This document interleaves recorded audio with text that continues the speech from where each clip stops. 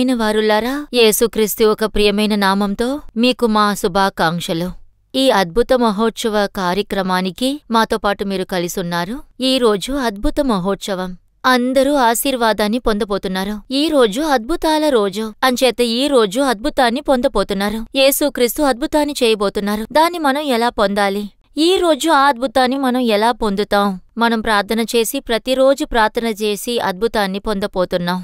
ఈ రోజు యేసుక్రీస్తు అద్భుతాన్ని చేయబోతున్నారు. అద్భుతం చేసే యేసుక్రీస్తుని ఇప్పుడు మనం అందరం ముందుగా స్తుతించి పాడబోతున్నాం. ఆయన ప్రసన్నత ఆ అద్భుతాన్ని తీసుకొస్తుంది. మీలో చాలా మంది కార్యక్రమానికి వచ్చారు, మీ ఇళ్లలో నుంచి చూస్తున్నారు, అలా చాలా చోటుల నుంచి మీరు చూస్తూ ఉంటున్నారు. ఆ ప్రభువు మిమ్మల్ని చూస్తూ ఉన్నారు. ఆ యేసుని ఇప్పుడు మనం స్తుతించబోతున్నాం. మనం అందరం అలా చేసే కొద్దీ ఆయన ప్రసన్నత మన ఇంట్లో ఉంటుంది. మనం ఉన్న చోటులోనే ఆయన ప్రసన్నత మన గుండెలో నిండిపోయి ఉంటుంది. అలా మనం ప్రార్థన చేసి అందరం స్తుతించబోతున్నాం. ఇప్పుడు మనం మన సోదర సోదరులతో కలిసి స్తుతించి పాడబోతున్నాం.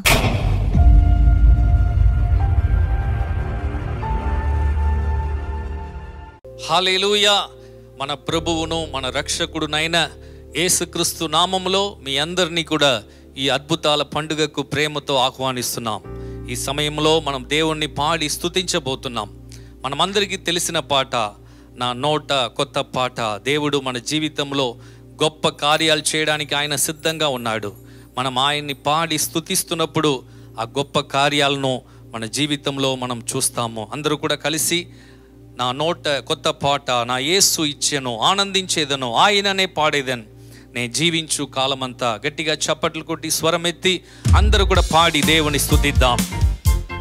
అంధకార పాపమంతా నన్ను చుట్టగా దేవుడు నా వెలుగై ఆదరించెను, పాపపు బురద నుండి లేవనెత్తెను, రక్తముతో నన్ను కడిగి శుద్ధి చేసెను. గట్టిగా, వ్యాధి బాధలందు నేను మొర్రపెట్టగా ఆలకించి బాధ నుండి నన్ను రక్షించు దేవుడు. నా నోటన్ కొత్త పాట నా యేసు ఇచ్చును, నా నోటన్ కొత్త పాట నా యేసు ఇచ్చును, ఆనందించేదను ఆయననే పాడేదన్ జీవించు కాలమంతా. హల్లెలూయా. ఆనందించేదను ఆయననే పాడేదన్ జీవించు కాలమంతా. నా నోటన్ కొత్త పాట నా యేసు ఇచ్చును. అందరూ కూడా కలిసి, నా నోటన్ కొత్త పాట నా యేసు ఇచ్చును, అంధకార పాపమంతా నన్ను చుట్టగా దేవుడే నా వెలుగై ఆదరించెను, అంధకార పాపమంతా నన్ను చుట్టగా దేవుడే నా వెలుగై ఆదరించెను, ఆనందించేదను ఆయననే పాడేదన్ జీవించు కాలమంతా. హల్లెలూయా. ఆనందించేదను ఆయననే పాడేదన్ జీవించు కాలమంతా.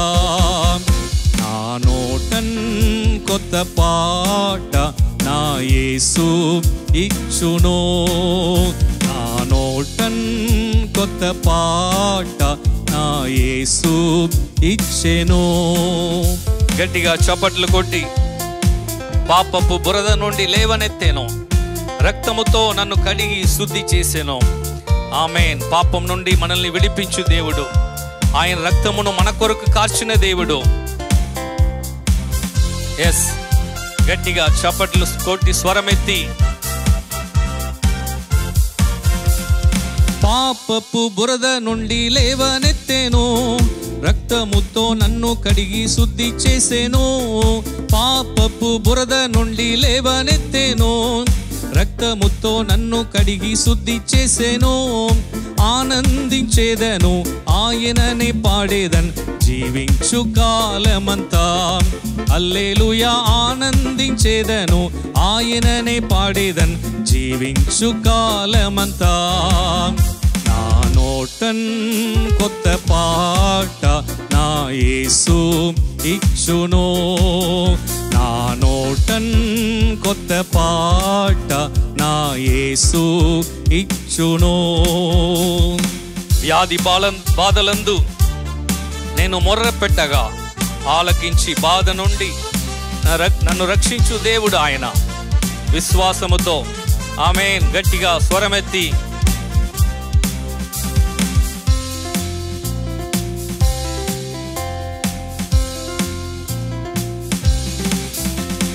వ్యాధి బాధలందు నేను మొర్ర పెట్టగా ఆలకించి బాధ నుండి నన్ను రక్షించున్. వ్యాధి బాధలందు నేను మొర్ర పెట్టగా ఆలకించి బాధ నుండి నన్ను రక్షించున్. ఆనందించేదను ఆయననే పాడేదన్ జీవించు కాలమంతా. హల్లెలూయా ఆనందించేదను ఆయననే పాడేదన్ జీవించు కాలమంతా. నా నోటన్ కొత్త పాట నా యేసు ఇచ్చును. నా నోటన్ కొత్త పాట నా యేసు ఇచ్చును. భూమిలోని బాధలు నన్నేమి చెయ్యవు, పరలోక దీవెనకై నేను వేచి ఉన్నాను. ఆమేన్. ఈ లోకంలో ఉన్న సమస్యలు బాధలు మనల్ని ఏమి చేయలేవు, ఎందుకంటే దేవుడు మనకు తోడుగా ఉన్నాడు. యేసయ్య మనకు తోడుగా ఉన్నాడు. విశ్వాసముతో ఆమేన్. మీ బాధల్ని మార్చు దేవుడు, మీ బాధ కన్నా పెద్ద దేవుడు ఆయన, గొప్ప దేవుడు.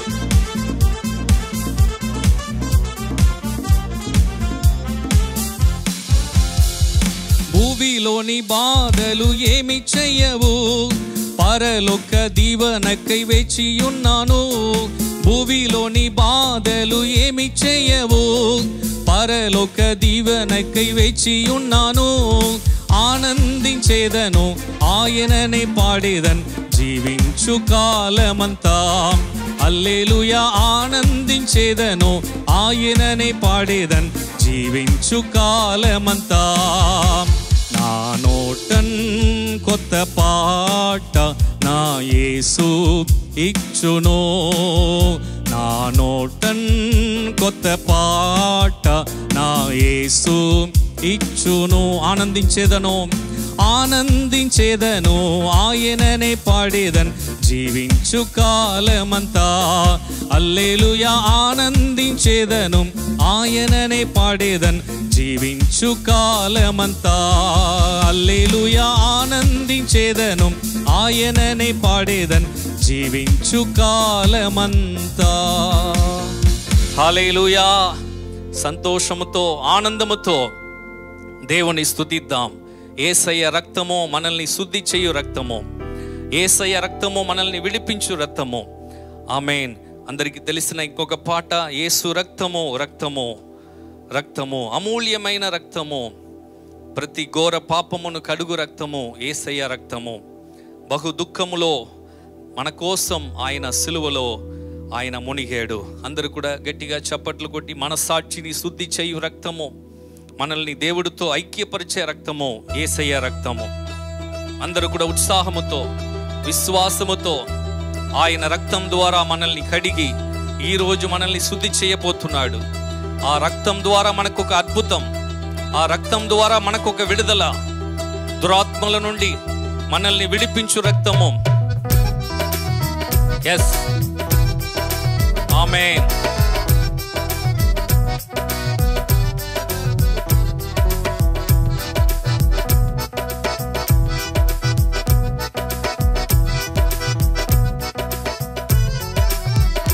యేసు రక్తము రక్తము రక్తము, యేసు రక్తము రక్తము రక్తము, యేసు రక్తము రక్తము రక్తము, యేసు రక్తము రక్తము రక్తము.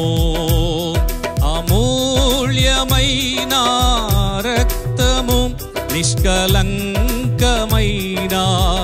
రక్తము, అమూల్యమైన రక్తము, నిష్కలంకమైన రక్తము. యేసు రక్తము రక్తము రక్తము, యేసు రక్తము రక్తము రక్తము, ప్రతి ఘోర పాపమును కడుగునే మన యేసయ్య రక్తము. ప్రతి ఘోర పాపము కడుగునే మన యేసయ్యా రక్తము. బహు దుఃఖములో మునిగెనే, చెమట రక్తముగా మారేనే. యేసు రక్తము రక్తము రక్తము, యేసు రక్తము రక్తము రక్తము. మన సాక్షిని శుద్ధి చేయు రక్తము, మన యేసయ్య రక్తము, మన శిక్షను తొలగించు రక్తము, సంహారం నుండి మనల్ని తప్పించు రక్తము. ఆమేన్. విశ్వాసముతో గట్టిగా స్వరమెత్తి ఎస్, మన సాక్షిని శుద్ధి చేయు రక్తము, మన శిక్షను తొలగించు రక్తము, మరణం నుండి తప్పించు రక్తము. గట్టిగా చప్పట్లు కొట్టి మన సాక్షిని శుద్ధి చేయునే మన యేసయ్యా రక్తము. మన సాక్షిని శుద్ధి చేయునే మన యేసయ్యా రక్తము. మన శిక్షను తొలగించునే, సంహారమునే తప్పించునే. యేసు రక్తము రక్తము రక్తము, యేసు రక్తము రక్తము రక్తము. మహాపరిశుద్ధ స్థలములో మనల్ని చేర్చు రక్తము. మన ప్రధాన యాజకుడు మనకంటే ముందుగా ఆయన పరలోకం వెళ్ళి ఉన్నాడు, మరల రాబోతున్నాడు. ఎస్, దేవుని సన్నిధిలో మనల్ని నిలబెట్టే రక్తము. జీసస్. గట్టిగా చప్పట్లు కొట్టి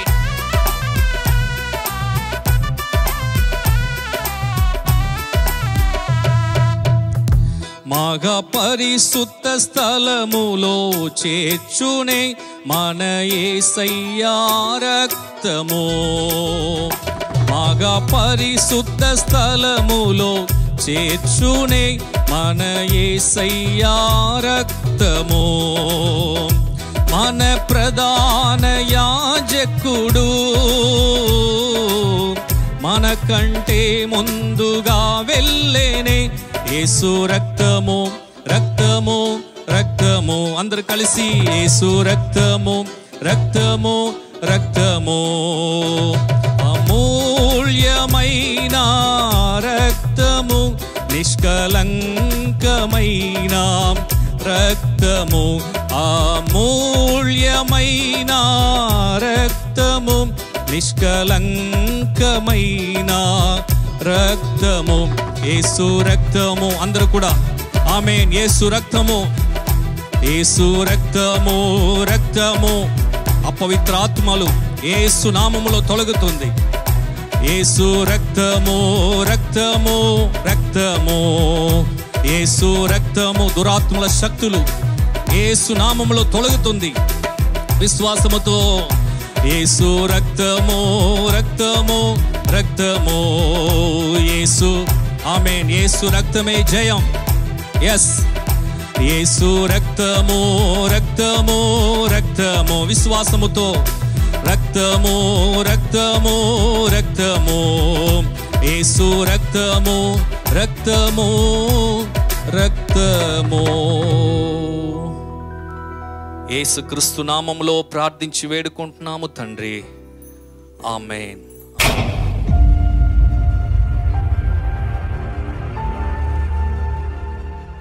ఆమెన్. యేసు అద్భుతాలు చేసే దేవుడు. మీరు ఈ కార్యక్రమాన్ని బహుశా ఎవరో చెప్పి కూడా చూస్తూ ఉండొచ్చు, లేదా మీరే తనంతటిగా ఈ అద్భుత మహోత్సవాన్ని నేను చూస్తాను, ప్రతి నెలా నేను చూస్తాను, ప్రార్థిద్దాం రండి చూసుంటారు. అందువల్ల కూడా మీరిక్కడ చూసుంటారు. ఈ రోజు అద్భుతమైన రోజు. ఇక్కడ చాలా మంది కొత్తగా వచ్చి చూస్తున్నారు. ఈ ప్రోగ్రాం ద్వారా అద్భుతాన్ని ఎదురు చూస్తున్నారు. కానీ ఇందులో నాకు యేసుప్రభుకి సంబంధమే లేదు. దీన్ని చూడమన్నారు. నేను ఏం చేయాలో నాకు అసలు తెలియటం లేదు, అయినా చూస్తున్నాను. ఒకవేళ ఆ విధంగా మీరు ఈ కార్యక్రమాన్ని చూసుండొచ్చు. ఈ రోజు మనం అందరం కలిసి ప్రార్థన చేసుకుందాం. దానికన్నా ముందు యేసు మాటల్ని, దేవుడు వాక్యాల్ని మనం ధ్యానించబోతున్నాం. మనం ఈ అద్భుతాన్ని పొందాలి, మనం కావాల్సిన ఆశీర్వాదం పొందాలి అంచేత కొన్ని కార్యాలు యేసు ప్రభు మన దగ్గర ఎదురు చూస్తున్నారు. ఆ ఆకాశాన్ని భూమిని సృష్టించే యేసువు, ఆయన దేవుడు. అలాంటి దేవుడు వల్ల చేయలేనిది అనేది ఏ విషయం లేదు. కానీ కొన్ని విషయాలు, కొన్ని మార్పులు అంటే చేంజెస్ మనం మనల్ని అప్పగించి మన దగ్గర తెలియాలి. అలా కొన్ని కార్యాలు మన దగ్గర తెలియాలి. అలా తెలిసేటప్పుడు ఆ కార్యాలు మనం చేసేటప్పుడు పూర్తి అద్భుతాన్ని, పూర్తి విడుదలని, పూర్తి అయిన ఆశీర్వాదాన్ని, మీరు ఇష్టపడే ఆశీర్వాదాన్ని పొందగలరు. సరే, నేను ఓ సంఘటనని చెప్తాను. ఈ సంఘటన అపోస్తలలో 16వ అధ్యాయంలో ఉంది. అపోస్తలలో 16వ అధ్యాయం 25వ వచనము నుండి నేను చదువుతాను. అయితే మధ్యరాత్రి వేళ పౌలును శీలయు దేవునికి ప్రార్థించుచు కీర్తనలు పాడుచుండిరి. ఖైదీలు వినుచుండరి. అప్పుడు అకస్మాత్తుగా మహాభూకంపము కలిగెను. చెరసాల పునాదులు అదిరెను. వెంటనే తలుపులన్నీ తెరుచుకునెను. అందరి బంధకములు ఊడెను. అంతలో చెరసాల నాయకుడు మేలుకొని చెరసాల తలుపులన్నీనూ తెరిచి ఉండటం చూసి ఖైదీలు పారిపోయారు అనుకుని కత్తి దూసి తన్ను తాను చంపుకునిబోయెను.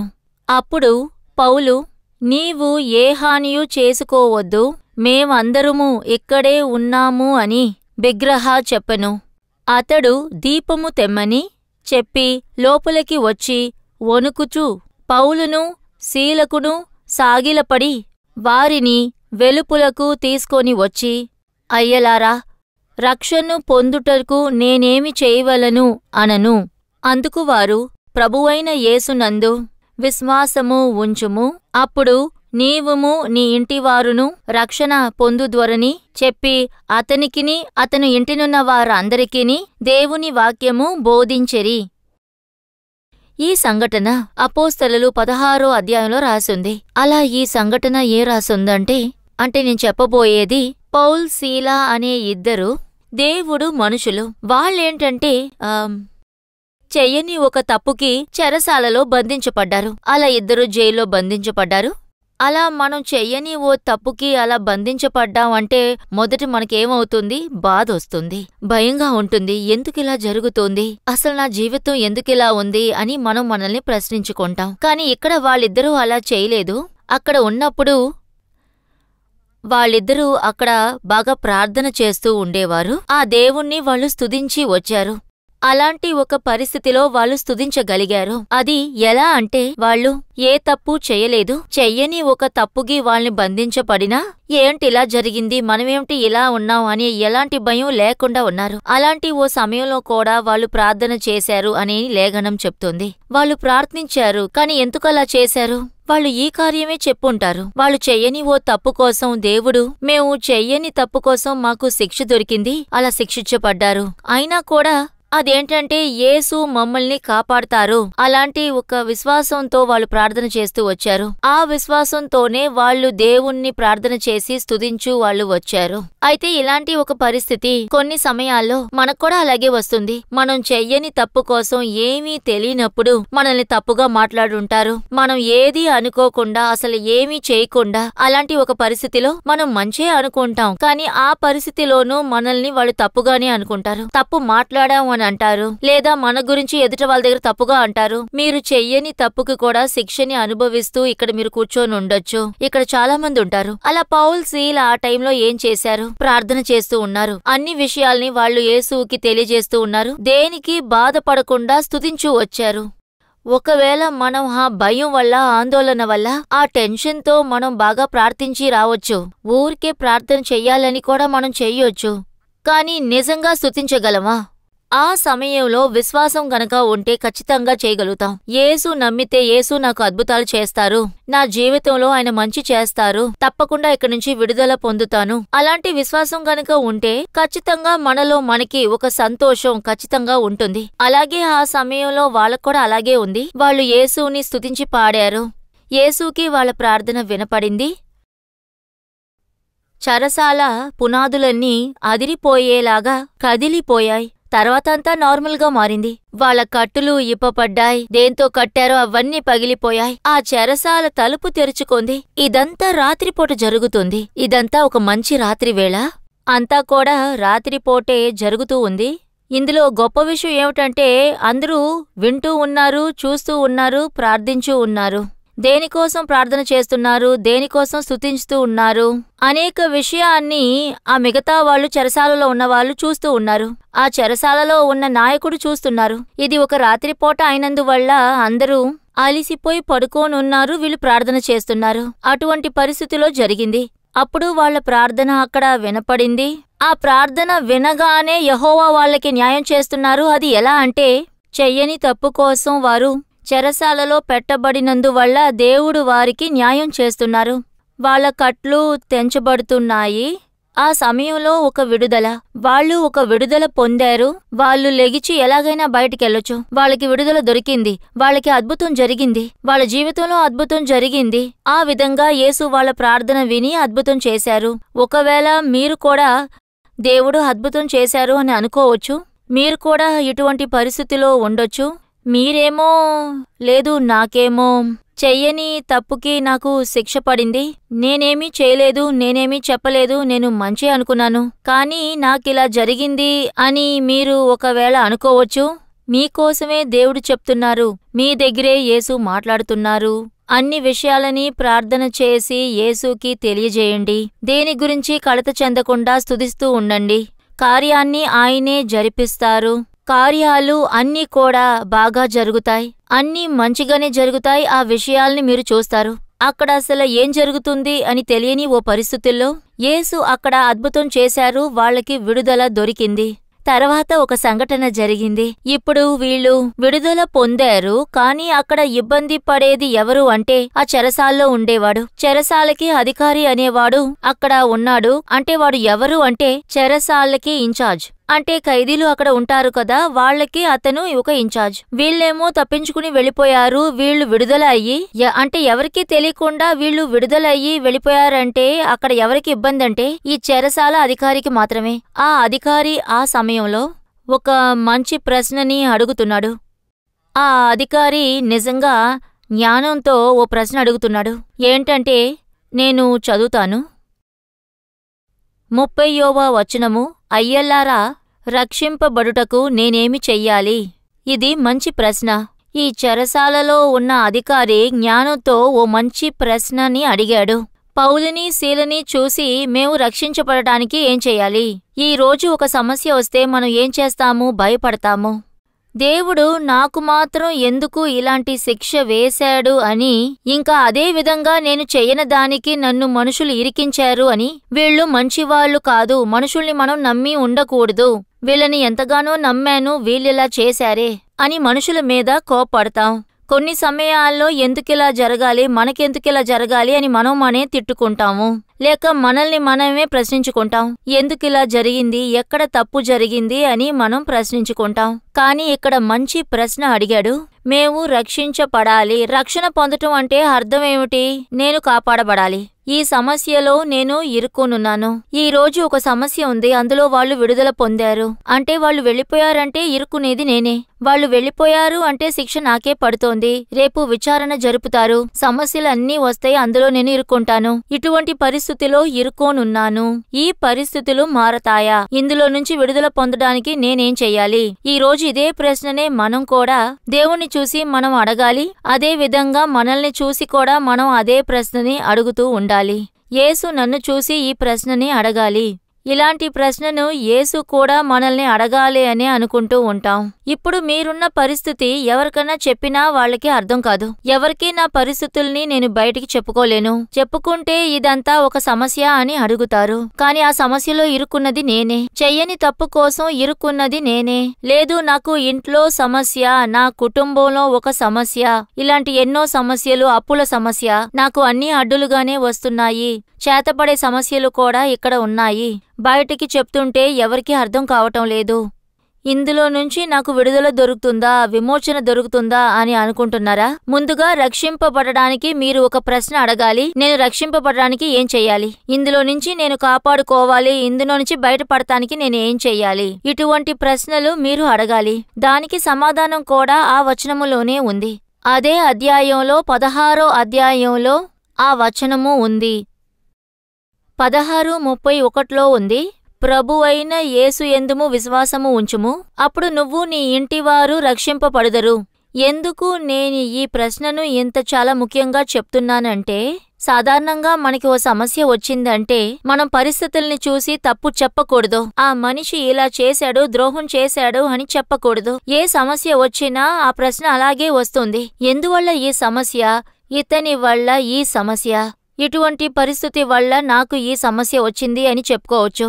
ఇటువంటి పరిస్థితుల్ని, మనుషుల్ని మనం కారణంగా చూపించి ప్రశ్నలు అడిగి దాని ద్వారా వేదల్ని అనుభవిస్తాం. కానీ నిజంగా అడగాల్సిన ప్రశ్న ఏంటో తెలుసా? సరే, జరిగిందేదో జరిగింది. ఇందులో నుంచి కాపాడబడ్డానికి నేనేం చెయ్యాలి? ఇందులో విడుదల పొందడానికి నేనేం చెయ్యాలి? ఈ పరిస్థితి నుంచి నేను తప్పించుకోవడానికి ఏం చెయ్యాలి? యేసుక్రీస్తు, యెహోవా యేసుక్రీస్తుని విశ్వసించు, అప్పుడు నువ్వు నీ ఇంటివారు రక్షింపబడతారు. ఇదే మనం చెయ్యాల్సిన ఒక విషయం.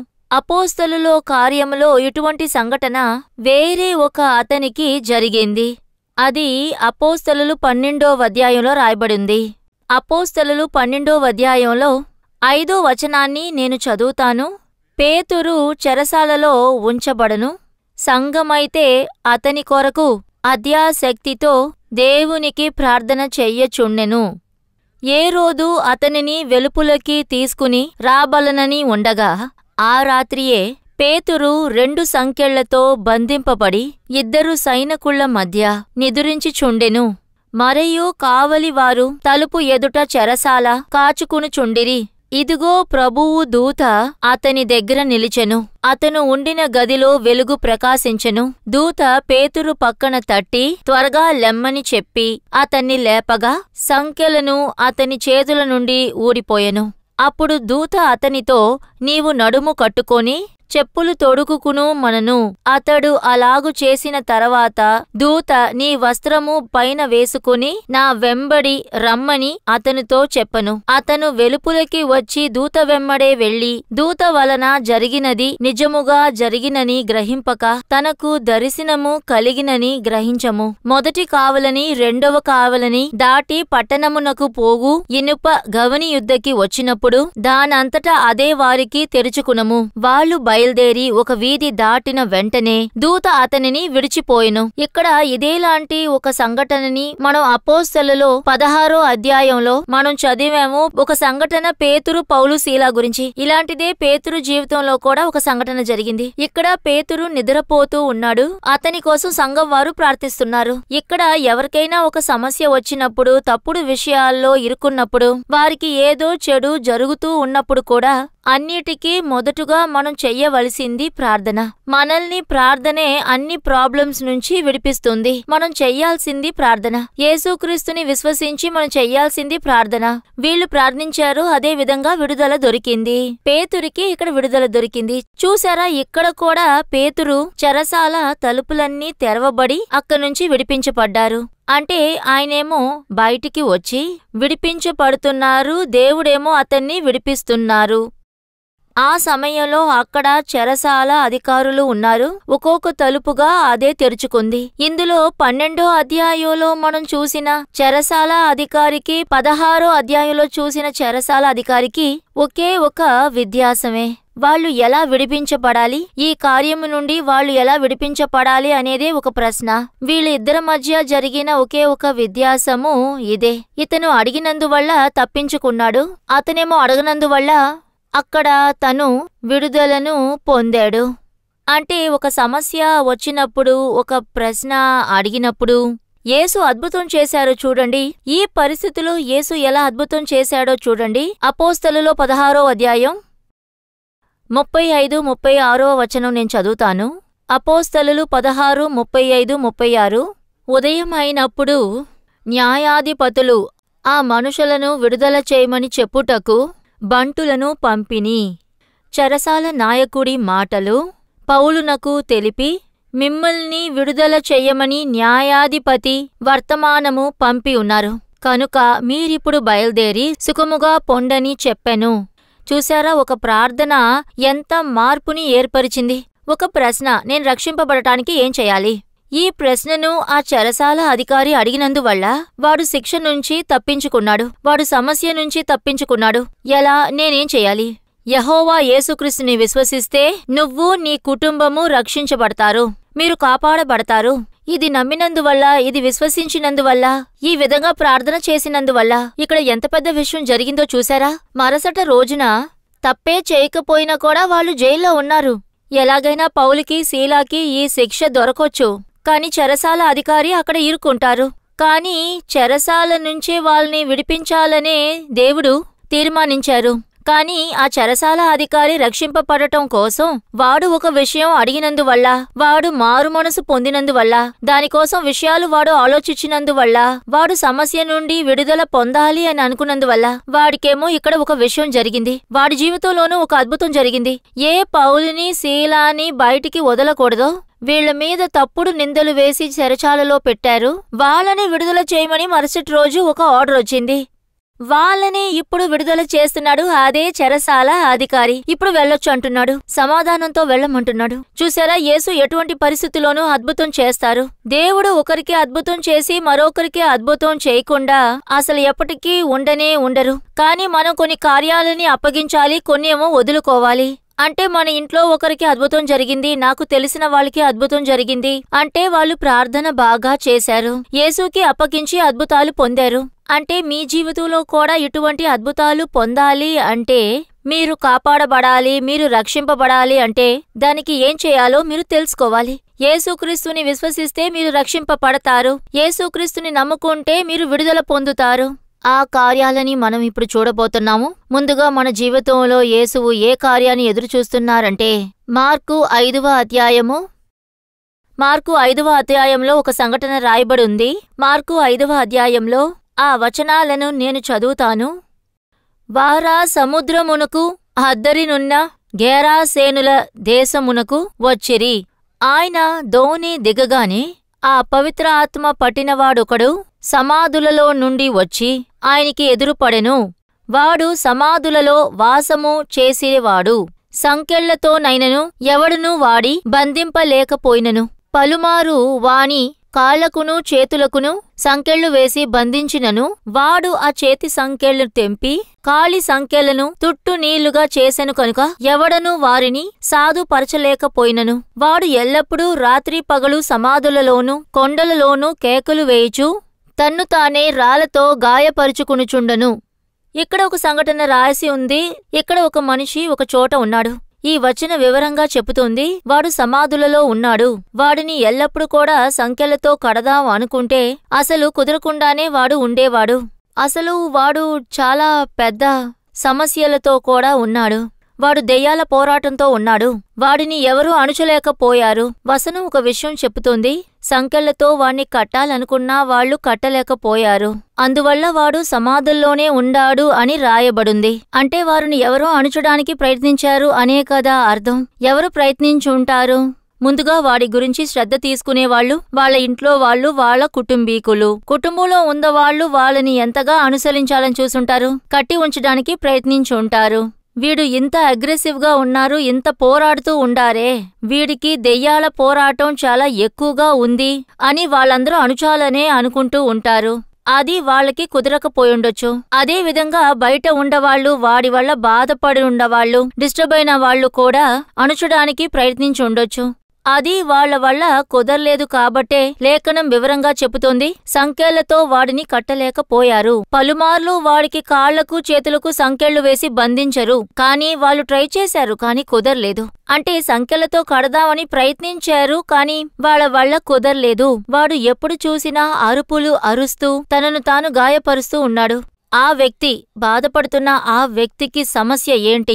అపవిత్రాత్మజే బాధపడుతున్నాడు. మీరు అనుకోవచ్చు, మన ఇంట్లో ఒక సమస్య ఉంది, దానివల్ల నేను బాధపడుతున్నాను అంటే భర్తనో లేకపోతే పిల్లల్నో నేను ఆ విధంగా తిట్టి అంటే ఫోర్స్ చేసి నేను ఏవైనా చేయగలను. ఆ విధంగా చాలామంది ప్రయత్నం చేసి కుదరక కూడా మీరిక్కడ కూర్చోనుండొచ్చు. నేను ఎంతో చెప్పి చూశాను, ఎంతో ప్రయత్నించి చూశాను, కానీ వీళ్ళు వినటం లేదు. వీడు ఎప్పుడు చూసినా ఒంటరిగా కూర్చొని అలాగే నవ్వుతూ ఉంటాడు. అలా కూర్చొని నవ్వుకుంటూ గాయపరుచుకుంటూ ఉంటాడు.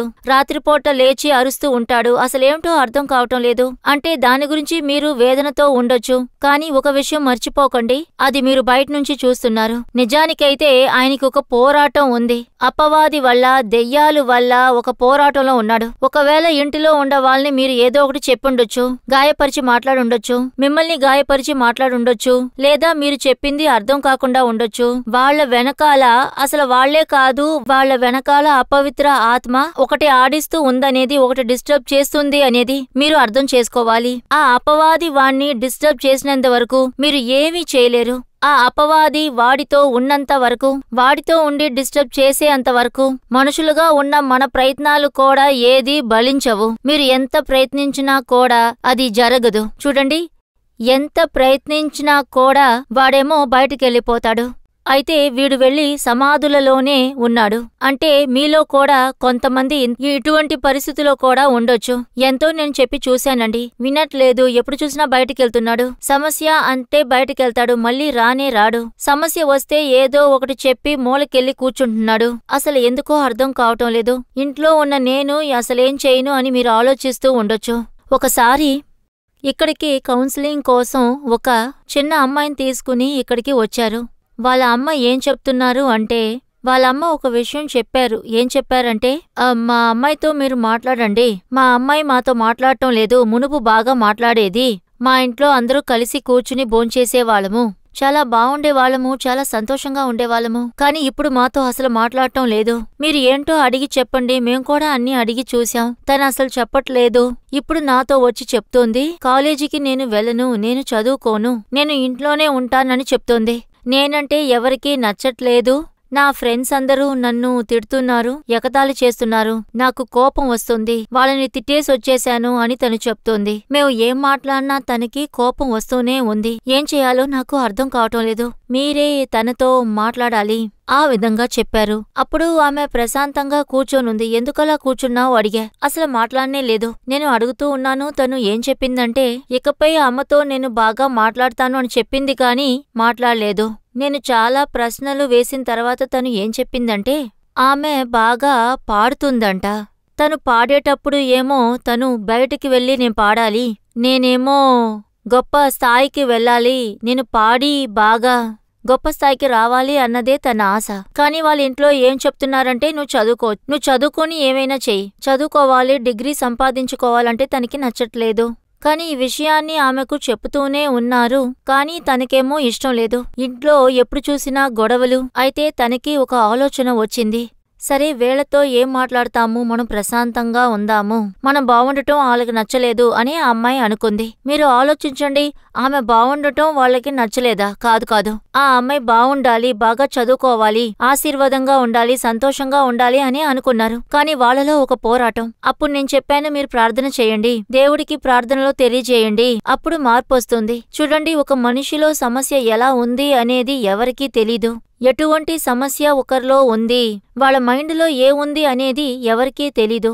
అపవాది ఎటువంటి ఇబ్బందులు, ఎటువంటి పోరాటాలు, ఎటువంటి కష్టాలు ఒకరిలో తీసుకొస్తారు అనేది బయట ఉండి చూసే మనకి తెలీదు. మనం బయట నుండి చూసేటప్పుడు వీళ్ళ కోపడుతున్నారు, వీళ్ళ ఎప్పుడు చూసినా చిరాకు పడుతున్నారు అలాగే మనకి తెలుస్తోంది. కానీ నిజం చెప్పాలంటే వాళ్ళు సమస్యలో ఉన్నారు, అపవాది పోరాటంలో ఉన్నారు. దీనికి మనం ఏం చెయ్యాలి? ఇలా ప్రశ్నించుకోవాలి. దీంట్లో నుంచి విడుదల పొందటానికి ఏం చెయ్యాలి? ఇలా నా బిడ్డ ఉంది, ఇలా నా భర్త ఉండాడు, ఇటువంటి పరిస్థితిలో నా జీవితం ఉంది, దీని నుండి బయటపడాలంటే నేనేం చెయ్యాలి? ఒకవేళ మీరు కష్టమైన పరిస్థితిలో ఉంటే మీకు కోపం వస్తుంది. ఆ కోపంలో మీరేమంటారు? వీళ్లే దీనికి కారణం, వీళ్ల వల్లే నేను ఈ పరిస్థితిలో ఉన్నాను, వీళ్ల వల్లే నాకీ సమస్య, వీళ్ల వల్లే ఈ పరిస్థితి ఏర్పడింది అని నాకు అనుకుని తర్వాత డిప్రెషన్ లోకి పోయి ఒంటరిగా కూర్చుని ఏడుస్తూ ఉంటారు, ఒంటరిగా కూర్చుని అరుస్తూ ఉండొచ్చు.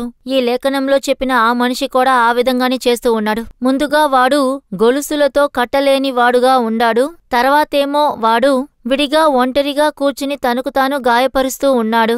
ఒకవేళ ఇలాంటి పరిస్థితిలో మీరు ఒంటరిగా కూర్చుని అరుస్తున్నారా? పరిస్థితులేమో మార్చలేవు. కోపం వస్తుందా? దేని చూసినా కోపం వస్తూనే ఉందా?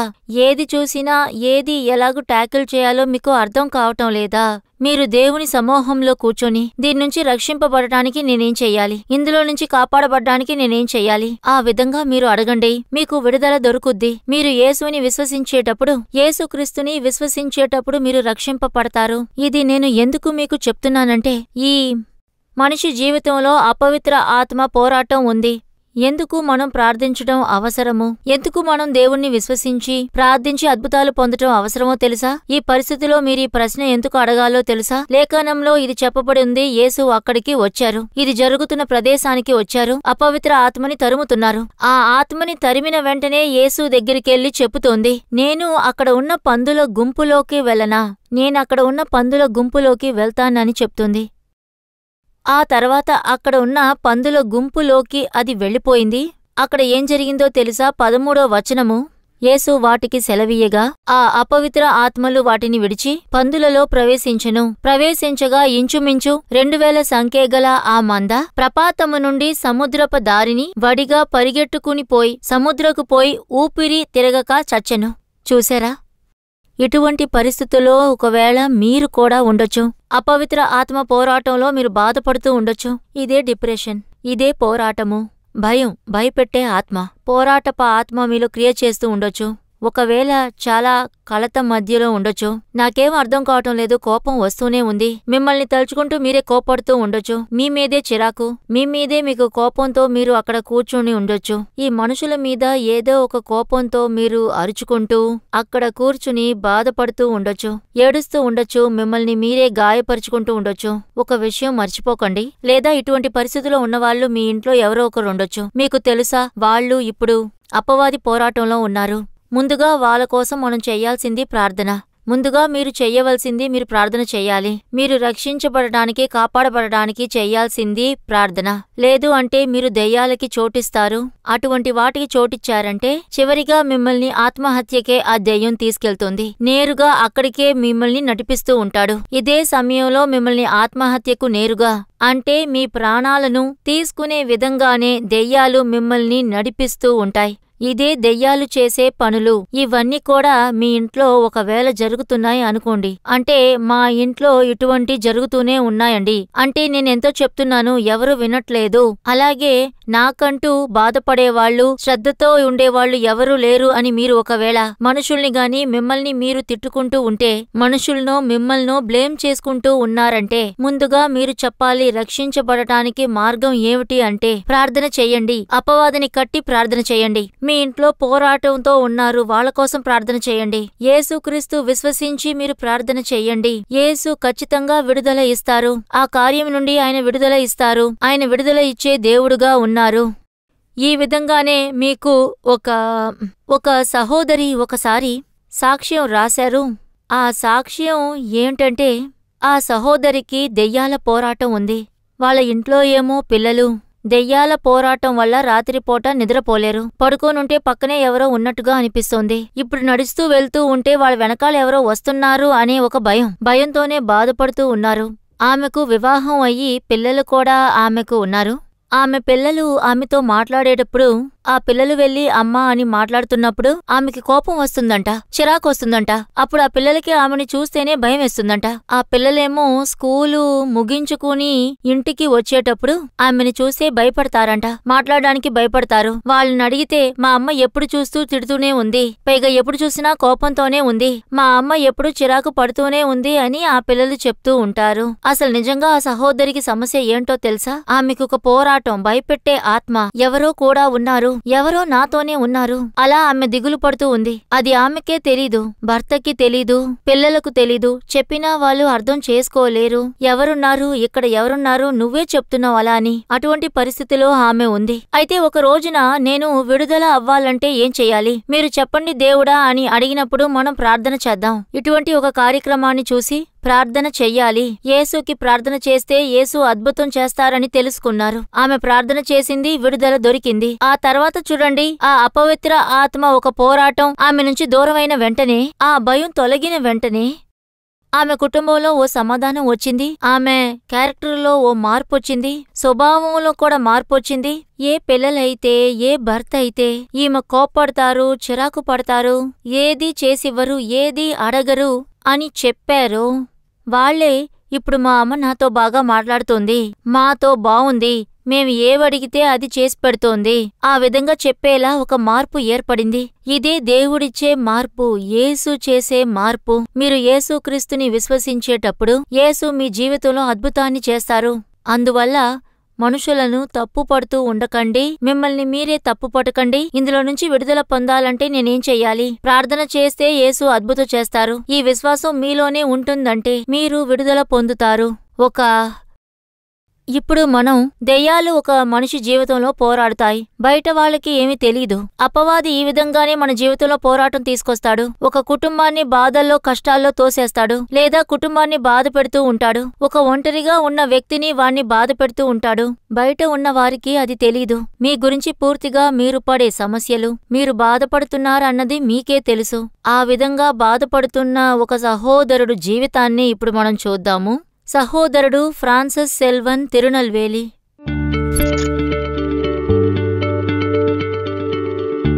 నా పేరు ఫ్రాన్సిస్ సెల్వన్. నాకు పెళ్ళయింది, ఒక పిల్లాడున్నాడు. తిరునల్వేలి జిల్లాలో మేలకులంలో ఉంటున్నాను. నేను ఎలక్ట్రికల్ కాంట్రాక్ట్స్ చేస్తుంటాను. 9 సంవత్సరాలుగా చేతబడుల వల్ల మేము చాలా బాధపడ్డాం. ఒక విషయం చెప్పనా మీకు, అసలు మేము మంచి భోజనమే తినలేదండి. చాలా వేదనగా ఉంటుంది. మా ఆవిడ వంట చేసేది, ఆవిడ వండిన తర్వాత దాంట్లో చూసారంటే పురుగులు ఉండేవి. సరే, తినేటప్పుడు తెలియకుండా వాటిని తినేసేవాళ్ళం అండి. అప్పుడు స్మెల్ వచ్చేది.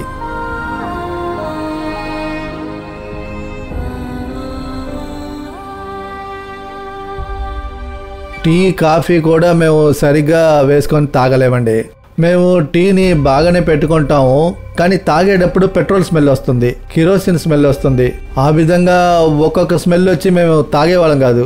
మేము మంచి భోజనం అంటూ తిని 8-9 సంవత్సరాల దాకా అయిపోయిందండి. కిచెన్లో మేము అసలు వంట సరిగా చేయమండి.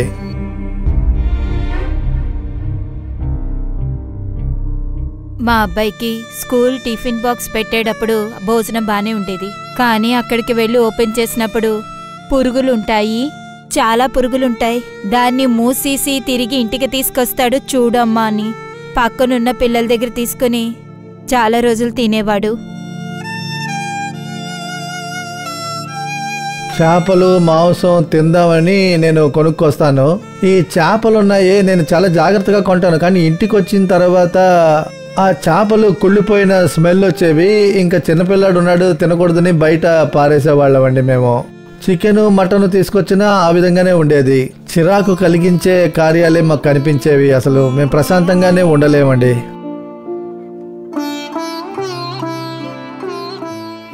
వదిన పదే పదే చెప్పేవారు. ఇలా కూడా ఉంటుందా అని నేను చాలా బాధపడేదాన్ని. మనసులో అనుమానం కూడా ఉండేది నాకు. ఒకరోజు నేను మా పిల్లలందరూ కలిసి వదినింటికి వెళ్ళేటప్పుడు చాలా రోజులైంది తినలేదు అలా అని చెప్పినప్పుడు నేను వెంటనే వెళ్ళి, నేను వంట చేస్తాను వదినా. అప్పుడు నేనే వెళ్ళి వంట చేసేదాన్ని. వంట చేసి అన్నం అంతా తీసేటప్పుడు అది చూసి లోపల నేను చూసేటప్పుడు, మూత తీసి చూసినప్పుడు లోపల మా వదిన చెప్పినట్టు లోపల బతుకున్న పురుగులు అలాగే బయటకు వచ్చాయి. అది పైన కాదు, అది అన్నం లోపలే ఉండేది. నాకు చాలా బాధ వేసింది. భోజనం కోసం చాలా కష్టపడేవాళ్ళం. తినాలని చాలా అనిపించేది, కానీ ఇది తినలేకపోయేవాళ్ళం. బయట కొనుక్కుని తినేవాళ్ళం. అది అసలు బాగుండేది కాదు, ఇంట్లో చేసినట్టుగా ఉండేది కాదు. నిజం చెప్పాలంటే చాలా చిరాగ్గా ఉండేది. అసలు బయటికి వెళ్ళి తినాలన్నా బుద్ధి పుట్టేది కాదు. అసలు ఏం చెయ్యాలో మాకు అర్థమయ్యేది కాదు అసలు. ఇదే కాకుండా మాకు ఇంట్లో చూసారంటే సడన్గా రూపాలు కనిపించేవి. అది మాత్రమే కాకుండా రాత్రిపూట అంటే ఈ పాత్రలన్నీ కింద పడిపోతున్న సౌండ్ వినిపిస్తుంది. మేమైతే వెళ్లేవాళ్ళం కాదు. మాకు అర్థమైపోయింది దెయ్యాల పని అని చెప్పి వెళ్లేవాళ్ళం కాదు. అలాగే గేట్ ని టక్కుని కొడుతూనే ఉంటుంది. సడన్ గా చూసారంటే నేను పెట్టిన చోట డబ్బు ఉండదు. కనిపించకుండా పోతుంది. అది మాత్రమే కాకుండా మేము బాగానే తలుపులని వేసుకొని పడుకుంటాం, కానీ లోపలే తలుపులు తెరిచుంటాయి. అదే విధంగా మేము బయట నుంచి వచ్చేటప్పుడు కొన్నిసార్లు చూసాము, తలుపుకి తాళం కప్ప ఉంటుంది కానీ అది తెరిచే ఉంటుంది. ఏంట్రా ఇది అని నేను చూసేవాడిని. కెమెరాలు కూడా పెట్టుంచాను. అసలు ఎవర్రా అంటే ఎవరూ వచ్చిన వాళ్ళు లేరు. ఈ చేతబడుల వల్ల నా భార్య చాలా బాధపడింది. కారణమే లేకుండా ఇబ్బందులు పడింది. నాకు రాత్రి అయితే శ్వాస ఆడదు. శ్వాస అన్న సాధారణంగా రాదు, సాధారణంగా ఉండదు. 10 మంది నా పైన పడిపోయినట్టుగా ఉంటుంది. శ్వాస తీసుకోలేను. గుండె కొట్టుకోవడం కూడా తక్కువగా ఉంటుంది.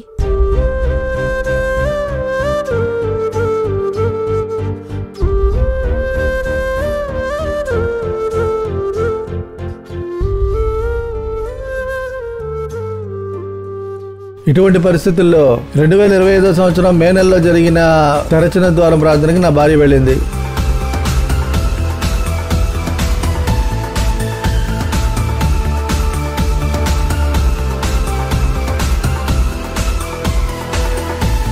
పునర్జీవన ప్రార్థనకి వెళ్ళేటప్పుడు నేను చాలా బలహీనంగానే వెళ్ళాను. చచ్చే పరిస్థితిలో ఉన్నట్టుగా శరీరం అంతా నొప్పి, చాలా నొప్పి, నడవలేని పరిస్థితుల్లోనే వచ్చాను. అప్పుడు కూడా చివరి రోజుకి ముందు రోజు సాయంత్రం సామాన్య మాట్లాడారు. ఆ ప్రార్థనలో విశ్వాసం గురించి మాట్లాడారు. నేను కూడా విశ్వాసం లేకుండానే అలిసిపోయి వచ్చాను. ఆ వాక్యం వచ్చి నాకు కొత్త విశ్వాసాన్ని, బలాన్ని ఇచ్చింది. నా లోపలికి కొత్త శక్తిగా దిగింది. నా శరీరంలో ఉన్న బాధంతా నా శరీరం నుంచి టక్కని ఒక క్షణంలో మారి నాకు పరిపూర్ణ స్వస్థతనిచ్చారు. మీటింగ్ పూర్తయి నేను ఇంటికి వెళ్ళాను. మా ఇంట్లో ప్రశాంతత, సంతోషాన్ని ఆ రోజు చూశాను. ఇప్పుడు మా ఇంట్లో ఏ సమస్య లేదు. భోజనం కానివ్వండి, టీ కానివ్వండి, మేము కావలసింది చేసుకొని తింటున్నాం. భోజనాల్లో ఎటువంటి పురుగులు రావట్లేదు. టీలో ఏమో ఆ పెట్రోల్ వాసన, కిరోసిన్ వాసన అది కూడా రావట్లేదు. ఇప్పుడు మా ఇంట్లో డబ్బులు కనిపించకుండా పోవడం లేదు. ఎవరో తిరుగుతున్నట్టుగా లేదు. ప్రశాంతంగా నిద్రపోతున్నాం. దయ్యాల గొడవ అనేది లేదు. ఇప్పుడు మా తమ్ముడు కుటుంబం చాలా సంతోషంగా ఉంది. అది చూసినప్పుడు నాకు చాలా సంతోషంగా ఉంది.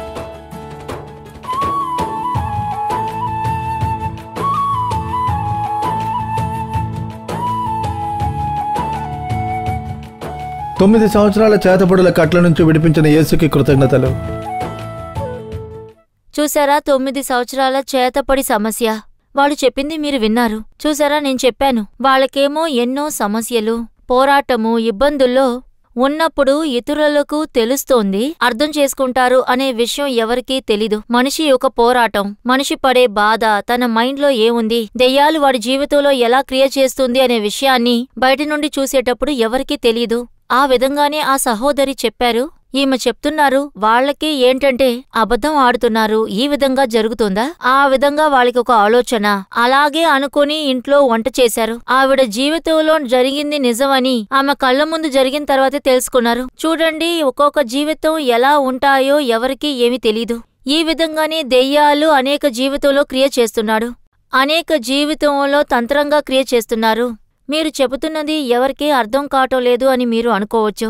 మీరు చెబుతున్నది అర్థం చేసుకోలేకపోతున్నారని, మీరు డిప్రెషన్లో కలత చెంది బాధపడుతూ ఒంటరిగా కూర్చొని మీరు ఏడుస్తూ ఉండొచ్చు. ఒకవేళ మీ ఇంట్లో వాళ్ళు కూడా ఇలాంటి ఒక బాధతో ఉండొచ్చు.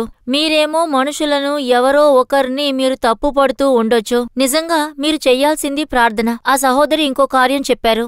ఆమె విశ్వాసం లేకుండానే ఆ మీటింగ్కి వచ్చారు. అక్కడికొచ్చి కూర్చున్నారు. యేసుని వెతికే వచ్చారు. ప్రార్థన జరిగే ప్లేస్కే వచ్చారు. ఆమె కూడా మీరు టీవీలో చూస్తూనే విధంగానే ఎవరో అద్భుతం జరిగింది అని చెప్పినందువల్లే చూస్తున్నారు కదా. ఆమె కూడా ఈ విధంగా అన్ని చేశారు. కానీ ఒకే ఒక విషయం, యేసు మీద ఆమెకి విశ్వాసం లేదు. యేసుక్రీస్తుని విశ్వసించండి, అప్పుడు మీరు అద్భుతాలని పొందుతారు. యేసు నా జీవితంలో అద్భుతాన్ని చేస్తారు. ఈ కార్యాన్ని ఆయన మార్చగలరు. ఏ పరిస్థితి అయినా కూడా ఆయన విడుదల ఇవ్వగలరు. ఆ విధంగా మీరు విశ్వసించేటప్పుడు, మీరు విశ్వసించి యేసుని నమ్మి ప్రార్థన చేసేటప్పుడు యేసు వద్ద నుంచి మీరు అద్భుతాలు పొందగలరు.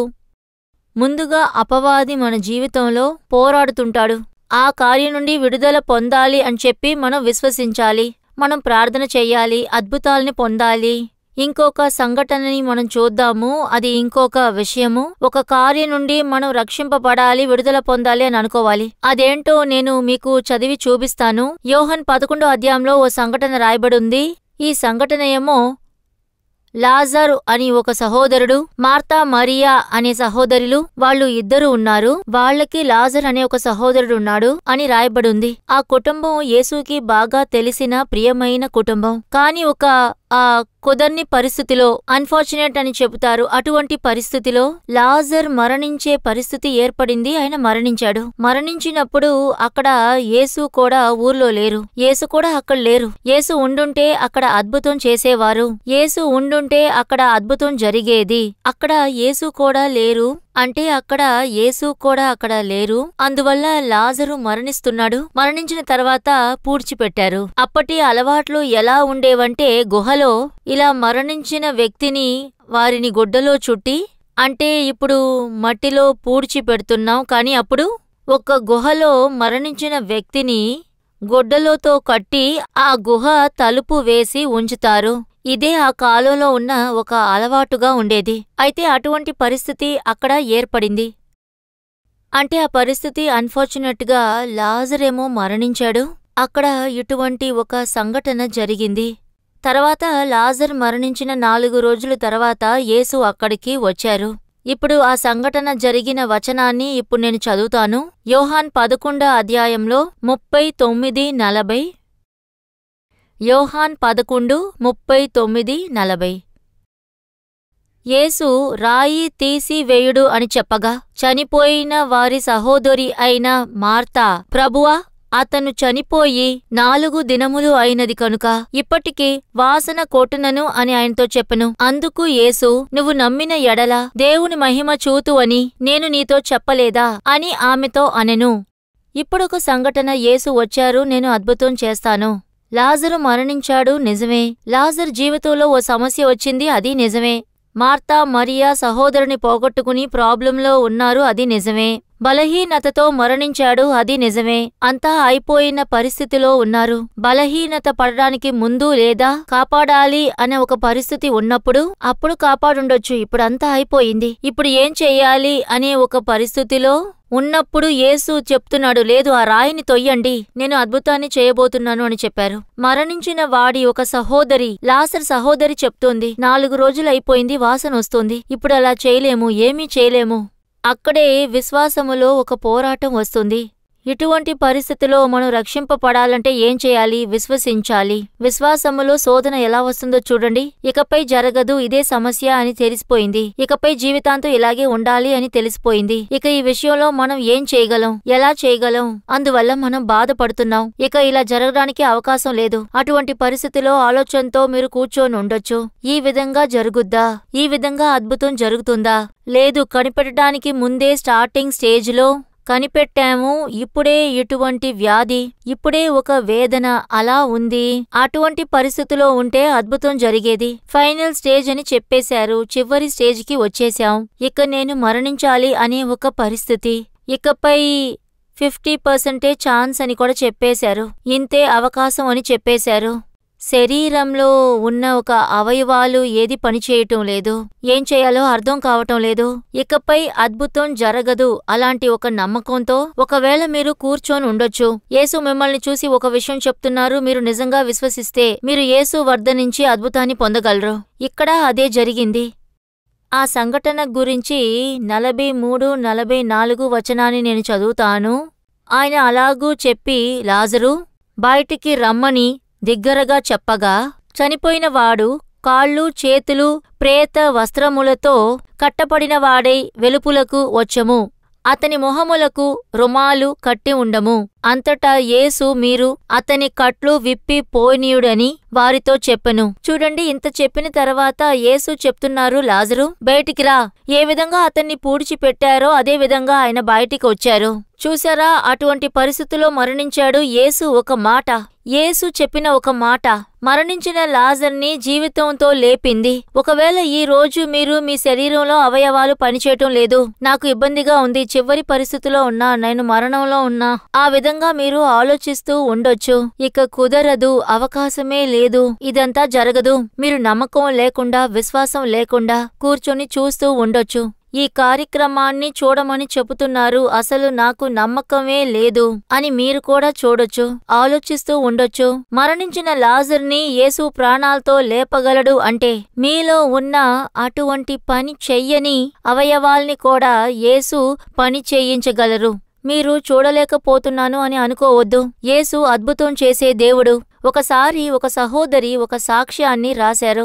ఏంటంటే ఆ సహోదరికి చాలా కాలంగా పిల్లలు లేరని కుటుంబం మొత్తం ప్రార్థన చేసి ఎన్నోసార్లు ట్రై చేశారు, ఎన్నోసార్లు ప్రార్థన కూడా చేశారు, చాలా ట్రీట్మెంట్స్ తీసుకున్నారు, కానీ ఫలించలేదు. చాలా సార్లు ఆమెకు అబార్షన్ కూడా అయ్యింది, మిస్క్యారేజ్ అయింది, అబార్షన్ అయ్యింది. ఒకసారేమో బిడ్డ పుట్టి మరణించి అటువంటి సిట్యువేషన్లో ఆ సహోదరి ఉన్నారు. చాలా వేదన పడుతూ ఆ సహోదరి ఉంది. అప్పుడు ఆ సమయంలో యేసు నాకు అద్భుతం చేస్తారు.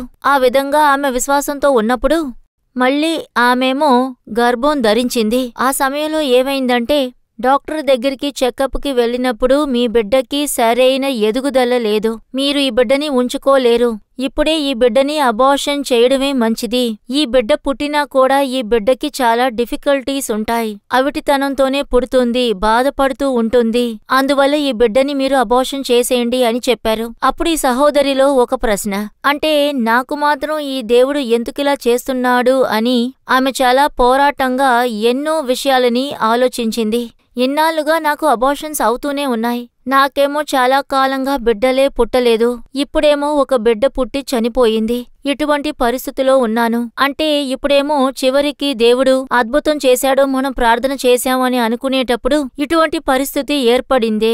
ఇది ఏంటి, ఎందుకిలా జరుగుతోంది, ఎందుకు నాకు మాత్రం ఇలా జరగాలి, ఎందుకు దేవుడు నాకు ఇలా చెయ్యాలి, ఇటువంటి ప్రశ్నలు, ఇటువంటి పోరాటాలు ఆ సహోదరికి వచ్చాయి. కానీ ఆ పరిస్థితిలోనూ ఆ సహోదరి ఒక పని చేశారు. ఇందులో నుంచి నేను కాపాడబడాలంటే నేనేం చెయ్యాలి? యేసు విశ్వసిస్తున్నాను, యేసు అద్భుతం చేస్తారు, యేసు దేవుడు, ఆయన చేయలేనిది అనేది ఏవీ లేదు, యేసు నా జీవితంలో ఖచ్చితంగా అద్భుతం చేస్తారు. ఆ విధంగా ఆ సహోదరి విశ్వసించారు. అలా ఉంటూ ఆ విశ్వాసాన్ని అసలు వదల్లేదు. ఆమె ప్రార్థిస్తూనే ఉన్నారు, నెక్స్ట్ చెకప్ కి వెళ్ళినప్పుడు నా జీవితంలో అద్భుతం జరగాలి, నేను విశ్వసిస్తున్నాను, ఖచ్చితంగా యేసు అద్భుతం చేస్తారు. ఆ విధంగా ఆ సహోదరి విశ్వాసంతో ప్రార్థన చేస్తూ ఉన్నారు, బాగా ప్రార్థన చేస్తూ ఉన్నారు. అదే విధంగా ఏ కార్యం అయితే ఆయన విశ్వాసంతో ప్రార్థన చేస్తూ ఉన్నారో అదే కార్యంలో యేసు అద్భుతం చేశారు. ఆమె ప్రార్థన విని యేసు జీవితంలో అద్భుతం చేశారు. వాళ్ళేమో నెక్స్ట్ టైం చెకప్ కి వెళ్ళినప్పుడు అంతా నార్మల్ గా ఉంది, మీ బిడ్డ బాగుంది, మంచి ఎదుగుదల ఉంది,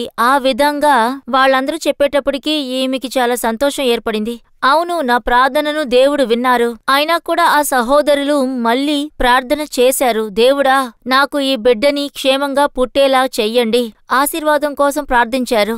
ఆమెకు అందంగా ఎటువంటి కొరత లేని ఒక బిడ్డని దేవుడు ఇచ్చారు. చూడండి, మనకి చాలాసార్లు ఇటువంటి పోరాటాలే వస్తూ ఉంటాయి. మన జీవితంలో ఇటువంటి పోరాటాలు వస్తాయి. ఇలా అయిపోయింది, అలా అయిపోయింది, ఇలా పోరాటాలు వచ్చాయి, ఎందుకిలా జరిగింది అని ఎన్నో ప్రశ్నలు వస్తాయి. కానీ ఇటువంటి పరిస్థితి నుండి నేను విడుదల పొందాలి అంటే, నేను ఇటువంటి పరిస్థితిలో రక్షణ పొందాలి అంటే, ఇటువంటి పరిస్థితిలో నాకు రక్షణ రావాలి అంటే నేనేం చేయాలి? యేసుని విశ్వసించాలి. మనం అలా యేసుని విశ్వసించామంటే మనం యేసు నుండి అద్భుతాలు పొందగలం. యేసుని విశ్వసించామంటే ఖచ్చితంగా మనం మన జీవితంలో మనం ఇష్టపడే స్వస్థతని పొందగలం. అందువల్ల మీరు నీరసంతో కూర్చొని ఉన్నారా?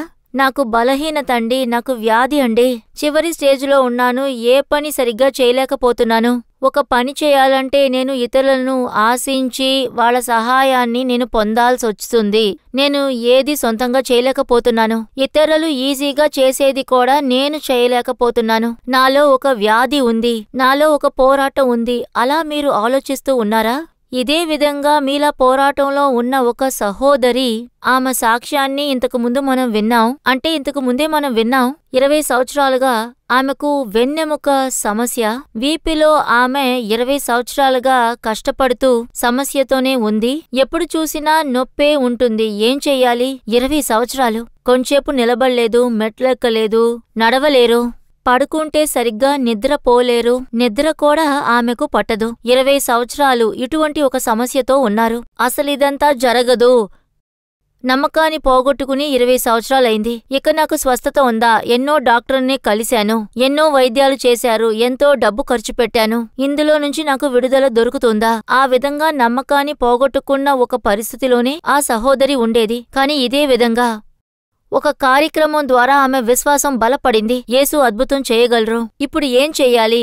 యేసు అద్భుతం చేస్తారు, అద్భుతం చేయగలడు. ఆ విధంగా ప్రార్థన చేయటం ప్రారంభించారు. ప్రార్థించారు. యేసు అద్భుతం చేశారు. 20 సంవత్సరాలుగా ఏ పని అయితే ఆమె చేయలేదో ఆ పనులన్నీ ఆమె చేయగలిగింది. వంగి పని చేయడం ప్రారంభించారు. వంగి ఆమె అన్ని పనులు చేయడం ప్రారంభించారు.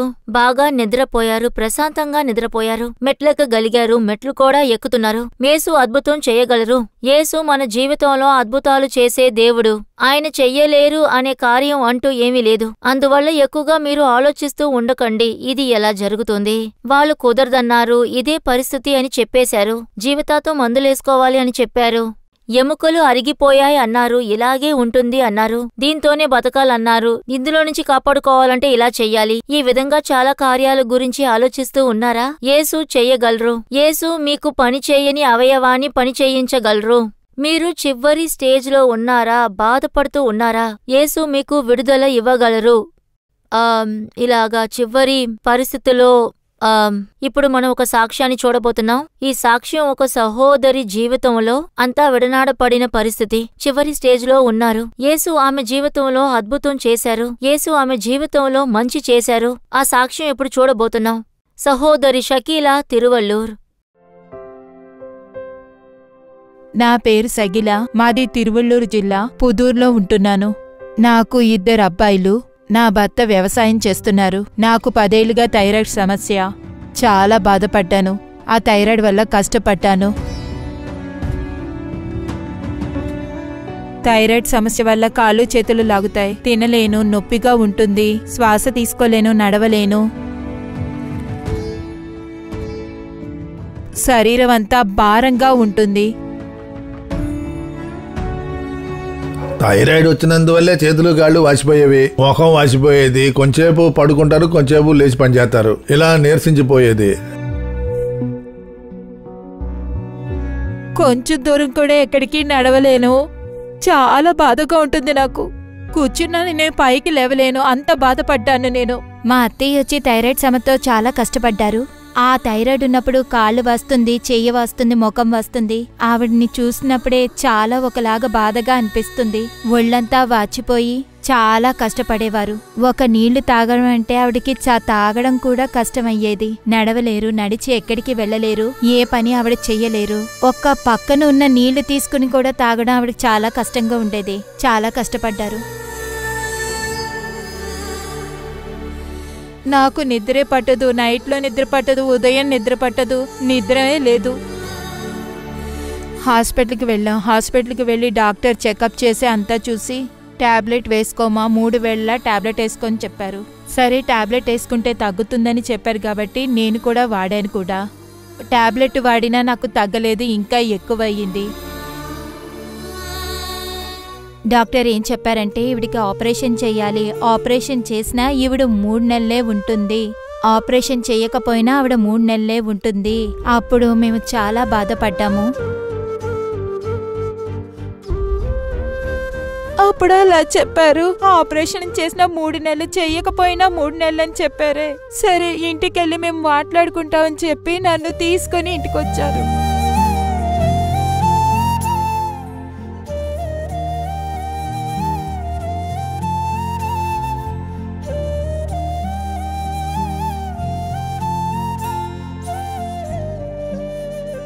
ఇలా ఉన్న పరిస్థితుల్లో 2024 మే నెలలో నాలుమావిడిలో ప్రేయర్ జరిగింది. విడుదల కూడిక అక్కడికి తీసుకొచ్చాము. కుదరలేని పరిస్థితుల్లోనే ఆవిడని అక్కడికి తీసుకొచ్చాము.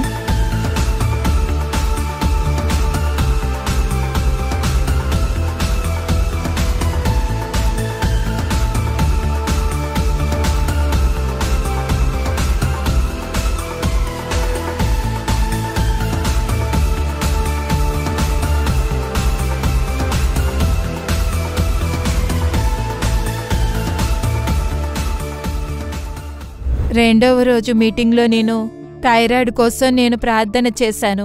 అప్పుడు మోహన్ అన్ని వచ్చి థైరాయిడ్ కోసం ఆయన ప్రార్థన చేశారు. ఆయన ప్రార్థన చేసినప్పుడు నేను ఏడ్చి ప్రార్థన చేశాను, దేవుడా నాకు విడుదల ఇవ్వండి దేవుడా అని ఆయన ప్రార్థన చేశారు. నాకు విడుదల కావాలని చెప్పి నేను ప్రార్థన చేశాను. అప్పుడు నాలో ఆయన కూడా గొంతులోని థైరాయిడ్ గడ్డలు మాయమవుతున్నాయని ఆయన ప్రార్థన చేస్తున్నారు. అప్పుడు నేను ప్రార్థించాను, దేవుడా నాలో ఉన్న గడ్డలు మాయమవ్వాలి, నాకు స్వస్థతనివ్వండి దేవుడా, యేసయ్యా మీరే నాకు స్వస్థతనివ్వాలని ఏడ్చినప్పుడు నా గొంతుకులో ఏదో ముళ్ళుముళ్ళుగా బయటికి వెళ్ళిపోయింది. ప్రార్థన పూర్తయిన వెంటనే తన ముఖాన్ని చూశాను. తన గొంతులో ఉన్న గడ్డ లోపలికి వెళ్ళిపోయింది. అది చూసినప్పుడు సంతోషంగా అనిపించింది. తనతో నేను మాట్లాడినప్పుడు తను కూడా చాలా బాగా మాట్లాడింది. నేను మీటింగ్కి వెళ్ళి 1 సంవత్సరం అయ్యింది. ఇప్పుడు ఎలాంటి టాబ్లెట్లు వేసుకోవట్లేదు. బాగా తింటున్నాను, పడుకుంటున్నాను, నడుస్తున్నాను, అన్ని పనులు చేస్తున్నాను. ఇప్పుడు నాకు ఏ ప్రాబ్లం లేదు, నేను బాగానే ఉన్నాను. ఇప్పుడు కాళ్ళు చేతులు కూడా వాయట్లేదు, నా గొంతు కూడా వాయట్లేదు, ఏ సమస్య లేదు. ఇంటి పనులన్నీ చేస్తున్నాను. పోయిన నెల మా అత్తయ్యని హాస్పిటల్ తీసుకెళ్లి చెక్ చేశాం. థైరాయిడ్ వచ్చి నార్మల్ స్టేజ్ లోనే ఉంది. ఇప్పుడు తనకి థైరాయిడ్ లేదని చెప్పారు.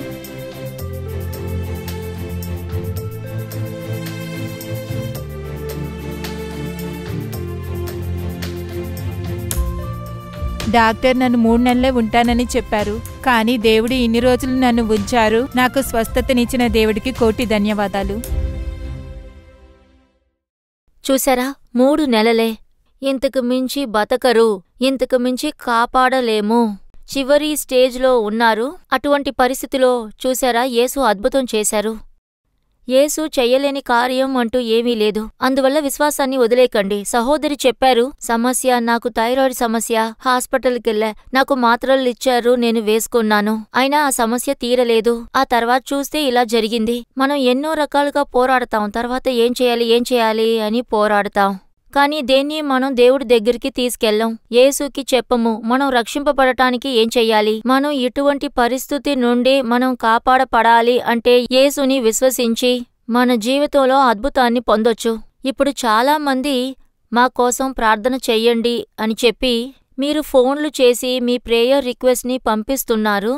స్క్రీన్లో కనిపించే ఈ నంబర్కి మీరు కాల్ చేశారంటే మీకోసం ప్రార్థన చేస్తారు. ఆ ప్రార్థన అవసరతలు మీరు పంపండి. మనం అందరం కలిసి మీకోసం ప్రార్థించబోతున్నాం. మెయిల్, వాట్సాప్ దేంటో అయినా మీరు ఉపయోగించుకోవచ్చు. మనం అందరం కలిసి ఇప్పుడు ప్రార్థించబోతున్నాం. కానీ మీరు ఇతరులతో ఏవైనా మాట్లాడినా సరే, ఇదే మనలో చాలామంది చేసే తప్పు. ఇతరులకి చెబుతాం, ఎవరైనా చేస్తే బావుంటుంది, ఎవరైనా నా కోసం ప్రార్థన చేస్తే బావుంటుంది, ఎవరైనా ఇలా చేస్తే బావుంటుంది, ఇలా మనం ఆలోచిస్తాం. మేము సహాయం చేస్తాం, మీకోసం ప్రార్థన చేస్తాం, మీరు అడిగినా సరే, మీరు ఫోన్ చేసినా సరే, మీరు మెయిల్ పంపించినా సరే మీకు సలహాలిచ్చి ప్రార్థన చేస్తాం. అయినా మీరు ప్రార్థిస్తేనే యేసు అద్భుతం చేస్తారు. మీ విశ్వాసమే. మేము విశ్వసించినందువల్ల మీకోసం ప్రార్థన చేస్తున్నాం. మేము విశ్వసించినందువల్లే ఈ కార్యాన్ని మీకు నేర్పిస్తున్నాం. అంటే మేము విశ్వసిస్తున్నాం, ప్రార్థన చేస్తున్నాం. మీరు విశ్వసించి మీరు ప్రార్థన చేసినప్పుడే మీరు యేసు వద్ద అద్భుతాన్ని పొందగలరు. ఈ సహోదరి చెప్పిన సాక్ష్యాన్ని మీరు విన్నారు కదా. 3 నెలలే, ఇకపై మీరు బతకరు అని చెప్పేశారు, కాని బావున్నాను, ఏ సమస్య లేదు. థైరాయిడ్ ఉంది అన్నారు, కానీ ఇప్పుడు అసలు లేదు. ప్రార్థన ముగిసిన వెంటనే ఒక మార్పు. వెంటనే ఒక మార్పు. బాగా తినగలుగుతున్నాను, బాగా నిద్రపోతున్నాను. యేసు అద్భుతం చేశారు. ఎంత దుఃఖంలో ఉన్నారో ఆ దుఃఖాన్నంతా మార్చి సంతోషాన్ని ఇచ్చారు. యేసుక్రీస్తుని విశ్వసించండి, ఆయన జీవితం మారుస్తారు. ఆయన మీ జీవితంలో వ్యాధిని గుణపరిస్తారు. సరే, ఇంకో కార్యంలో మనం విశ్వాసాన్ని వదులుకోకూడదు. కొన్నిసార్లు మనం విశ్వాసాన్ని పోగొట్టుకుంటాం, ఆలోచించాం, మనం అన్నిటినీ మర్చిపోతాం. ఇంకొక కార్యం మనం ఇప్పుడు చూడొచ్చు. మార్కు 10వ అధ్యాయంలో ఆ సంఘటన రాయపడింది. 46వ వచనం నుండి నేను చదువుతాను. వారు యెరికో పట్టణమునకు వచ్చిరి. ఆయన తన శిష్యులతోనూ బహు జనసమూహంతోనూ యెరికో నుండి బయల్దేరి వచ్చుచుండగా తిమేయి కుమారుడకు బర్తిమేయి అనే గుడ్డు భిక్షకుడు త్రోపక్కన కూర్చుండెను. ఈయన నజరేయుడు అయిన యేసు అని వాడు విని, దావీదు కుమారుడా యేసు, నన్ను కనికరింపుమని కేకలు వెయ్య మొదలుపెట్టెను. ఊరుకుండమని అనేకులు వాడిని గర్దించని, కాని వాడు దావీదు కుమారుడా, నన్ను కనికరింపమని మరీ ఎక్కువగా కేకలు వేశాను. అప్పుడు యేసువు నిలిచి వాడిని పిలువు అని చెప్పగా వారా గుడ్డివారిని పిలిచి, ధైర్యము తెచ్చుకునము, ఆయన నిన్ను పిలుచుచున్నారు లెమ్మని వాడితో చెప్పిరి. అంతట వాడు బట్టని పారవేసి దిగ్గున లేచి యేసునదకు వచ్చెను. యేసు, నేను నీకేమి చెయ్యగోరుచున్నావని వారిని అడగగా, ఆ గ్రుడ్డివాడు, బోధకుడా, నాకు దృష్టి కలుగ చేయమని ఆయనతో అనను. అందుకు యేసు, నీము వెళ్ళెను, ఈ విశ్వాసం నిన్ను స్వస్థపరిచెను అని చెప్పము. వెంటనే వారు త్రోవన ఆయన వెంట చూపు పొంది వెళ్ళెను. ఇక్కడ ఒక సంఘటన రాయపడి ఉంది. నేను చదివాను, అది మీరు విన్నారు. అది ఒక సంఘటన. ఒక గుడ్డివాడు అక్కడ భిక్షం అడుగుతున్నాడు. వాడు గుడ్డివాడు, వాడు ఏమీ చెయ్యలేడు. అందువల్ల భిక్షం అడుగుతున్నాడు. వాడు పుట్టు గుడ్డివాడు. ఒకవేళ వాడికి కళ్ళు బాగా కనిపిస్తాయి అనే ఒక పరిస్థితి ఏర్పడి ఉంటే వాడు వేరే పని చేస్తూ వేరే ఏదైనా చేసుకుంటూ ఉంటాడు. కాని వాడికేమో అక్కడ కళ్ళు కనపడని పరిస్థితి, వాడికి సహాయం చేసేవాళ్లు ఎవరూ లేరు అనే పరిస్థితి ఏర్పడినందువల్ల వాడు అక్కడ భిక్షం అడుగుతున్నాడు. అంటే ద్రోవ పక్కన కూర్చుని భిక్షం అడుగుతున్నాడు. ఆ సమయంలో యేసు జీవిస్తున్న సమయంలో వాడు పై వస్త్రాన్ని విసిరి యేసు వద్దన వచ్చాడు అని రాయబడింది. ఎందుకోసం అంటే గుడ్డివారు ఈ విధంగా ఉన్నారు అంటే వాళ్ళకి విశేషంగా ఒక డ్రెస్ ఇచ్చుంటారంట. ఎందుకంటే గవర్నమెంట్ వచ్చి వీళ్ళు గుడ్డివారు అనే సర్టిఫికెట్ చేసి నిజంగానే గుడ్డివారు అని చెప్పడానికి. అంటే మార్గ మధ్యంలో ఎవరైనా బండేసుకుని వెళ్లడానికి వీడు గుడ్డివాడు అని చెప్పడానికి, వీళ్ళకి ఎటువంటి సమస్య రాకుండా దూరంగా వెళ్లాలని ఆ కాలంలో ప్రభుత్వం ఇటువంటి ప్రయత్నాలన్నీ చేసి వారికి ఒక పై వస్త్రం ఇవ్వబడింది. సో అప్పుడు అతను గుడ్డివాడుగా ఉన్నాడు. గుడ్డివాడు కాబట్టి అతను ఏమీ చెయ్యలేడు. ఇతరులు నమ్ముకుడి జీవించాలి. ఇతరుల దగ్గర ఏమి అడగాలో వానికి అర్థం కావటం లేదు. వాడి జీవితంలో వాడు ఏం చెయ్యాలో అసలు అర్థం కావటం లేదు. అందుకే భిక్ష అడుగుతున్నాడు. జీవించడానికి సహాయం చేయండి, నాకు సహాయం చేయండి, నాకు సహాయం చేయండి. ఆ విధంగా భిక్షం అడిగే ఆ పరిస్థితిలో ఆ గుడ్డివాడు కూర్చోనున్నాడు. ఈ రోజుల్లో చాలాసార్లు మనము ఏదో ఒక పాపంలో పడి పాపంలోనే ఉన్నందువల్ల నాకు సహాయం చేయండి, నేను బయటికి రావాలి, ఏదో ఒకటి చెయ్యాలి అని మనం ఇష్టపడతాం. ఎవరి దగ్గరైనా అడుగుతూ ఉంటాం. మనం మనల్నే ఎప్పుడూ ప్రశ్నించుకుంటాం, నాకు ఒక విడుదల కావాలి. ఈ తాగుబోతుల్ని గిని మీరు అడిగారంటే, చాలామంది తాగుడికి బానిసైన వాళ్ళని చూశారంటే కుటుంబం వాళ్ళందరూ వీడు తాగుతున్నాడు అని చెప్తారు. కానీ వాళ్ళు తాగలేకపోతే వాళ్ళు అందులో నుంచి బయటికి రాలేరు. వాళ్ళ వల్ల బయటికి రాలేకపోయారు. ఏం చేయాలో తెలియటం లేదు. నాకు విడుదల దొరకాలి అని ఇష్టపడతారు. కానీ ఈ తాగుడు వల్లే ఈ సమస్య, తాగుడు వల్లే ఇబ్బంది అనే విషయం అన్నీ వాళ్ళకి తెలుసు. కానీ అందులో నుంచి వాళ్ళు బయటికి రాలేరు. ఏం చేయాలో అర్థం కావట్లేదు. నాకేమైనా సహాయం దొరికితే బావుంటుంది, ఇలా ఉంటే బావుంటుంది. వాళ్ళ వల్ల కాలేదు. బానిసత్వంలోనే ఉన్నారు. పాపపు బానిసత్వం. పాపం చేతికి చిక్కి బాధపడటం వల్ల, చిక్కుకుపోయినందువల్ల, బానిసగా ఉన్నందువల్ల ఆ పాపం నుండి వాళ్ళు బయటికి రాలేకపోయారు. అందువల్ల ఏం చేయాలో అర్థం కాక చాలా ప్రశ్నలు. ఏం చేద్దాం, ఎందుకు బయటికి రాలేకపోతున్నాను? ఆ విధంగా ఏమి చెయ్యాలో అర్థం కాని పరిస్థితిలో మీరు కూర్చోనుండొచ్చు. పాపానికి మధ్యలో మీరు జీవిస్తూ ఉండొచ్చు. పాపంతో కూర్చుని ఉండొచ్చు. ఇదే విధంగా ఆ గుడ్డివాడు త్రోవ పక్కకి వచ్చి భిక్షం అడుగుతున్నాడు. వాడికి ఒక కార్యం చెప్పబడింది. యేసు అటువైపుగా వెళుతున్నారు. అయితే యేసు ఆ దారిలో వెళుతున్నారు అని వాడు విన్న వెంటనే, యేసు నాకు దయ చూపించండి అని యేసు వద్ద అడిగాడు. అందరి వద్ద అడిగారు, నాకు విడుదల కావాలి అని. ఇందులో నుంచి బయటపడితే బావుంటుంది, విడుదల అయితే బావుంటుంది, కానీ కుదరటం లేదే. యేసు వస్తున్నాడని వాడు విన్నారు. యేసు దగ్గరికి వెళ్తే అద్భుతం జరుగుతుంది. యేసు దగ్గరికి వెళితే నాకు ఒక అద్భుతం జరుగుతుంది. ఆ విధంగా తనకు విడుదల దొరుకుతుందని వాడు యేసు వైపుకి వెళుతూ ఉన్నాడు. వాడు ఒక విశ్వాసం ప్రకారమే వాడికి అద్భుతం జరిగింది. కాని ఒక కార్యాన్ని వాడు అక్కడ చేస్తున్నాడు. అది ఏంటి అంటే, వాడు ఆ పై వస్త్రాన్ని విసిరి పారిపోయాడు. వాడి విశ్వాసము అక్కడే ప్రారంభమైంది. వాడు ఏ కార్యాన్ని అక్నాలెడ్జ్ చేశాడో, వాడు ఒక విషయం చెప్పాడు, నేను నిజంగానే పాపం చేశా, నాలో పాపం ఉంది అంటే వాడు నాలో పాపం ఉంది, నాకు విడుదల కావాలి, యేసు వద్దకి వెళ్తే నాకు విడుదల దొరుకుతోంది ఆ నమ్మకంతో వాడు పై వస్త్రాన్ని విప్పి పారేశారు. ఈ రోజు మీరు యేసు దగ్గరికి వస్తున్నారు. యేసు అద్భుతం చేస్తారు, విడుదల ఇస్తారు. మీ పాపం నుండి విడుదల ఇస్తారు. ఏ పాపం నుంచి మీకు విడుదల రావటం లేదో, ఏ పాపపు శక్తి నుండి మీకు విడుదల రాలేదో, బానిసగా ఉన్నాను, నేను ఇందులో నుండి బయటపడాలనుకుంటున్నాను, కానీ విడుదల లేదు, ఆ విధంగా యేసుని వెతుక్కుంటూ వచ్చారు. ఒక కార్యము ఆ గుడ్డివాడు నుంచి మనం అందరం నేర్చుకోవాలి. ఏంటంటే, నేనేమో యేసు వద్దకి వచ్చాను, కానీ యేసు చెప్పినట్టుగా కార్యాన్ని చేయగలనా? యేసు దగ్గరికి వచ్చేటప్పుడు నేను పై వస్త్రాన్ని విసిరేసి, అంటే యేసు చెప్పిన కార్యం, యేసు దగ్గరికి వచ్చినప్పుడు మీరు మిమ్మల్ని అప్పగించుకోగలరా? మీరు దేవునికి అప్పగించుకోగలరా? దేవుడు చెప్పే కార్యాలను మీరు చెయ్యగలరా? చెయ్యగలను అంటే మీరు ఈ కార్యం నుండి రక్షింపబడతారు. బర్తిమయి అదే చేశాడు. దేవుడి దగ్గరికి నేను వెళతాను, నాకు ఈ వస్త్రం అక్కర్లేదు, ఇకపై నాకీ బానిసత్వం ఉండదు. ఆ విధంగా దాన్ని విప్పేసి యేసు వద్దకి వచ్చాడు. ఈ రోజు మీరు ముందుగా ఏ కార్యం చెయ్యాలో తెలుసా? అవును, నేను పాపం చేశాను అనేది ఒప్పుకోవాలి. నేనెక్కడని పాపం చేశాను? ఇదంతా తప్పా? ఇవన్నీ క్యాజువల్ గా జరిగేవే కదా, ఇది అందరూ చేసేదే కదా. నాలాంటి తప్పులు చాలా మంది చేస్తూ ఉన్నారు. వాళ్ళేమన్నా నాశనం అయిపోయారా? బానే ఉన్నారుగా. అలాంటి ప్రశ్న వేసి మీరు వాదిస్తూ ఉన్నారంటే మీకు ఇందులో నుండి విడుదల దొరకదు. ముందుగా యేసుని విశ్వసించి యేసు దగ్గరికి వచ్చినప్పుడు మీరు మీ పాపాన్ని ప్రకటించాలి. నేను చేసింది తప్పు, నేను పాపంలో ఉన్నాను, నేను పాపానికి చోటిచ్చాను. ఆ విధంగా మీరు చెప్పి మీరు అప్పగించినప్పుడే యేసు వద్ద నుంచి మీరు అద్భుతాలు పొందగలరు. మీరు అప్పగిస్తేనే యేసు మీ జీవితంలో అద్భుతం చేస్తారు.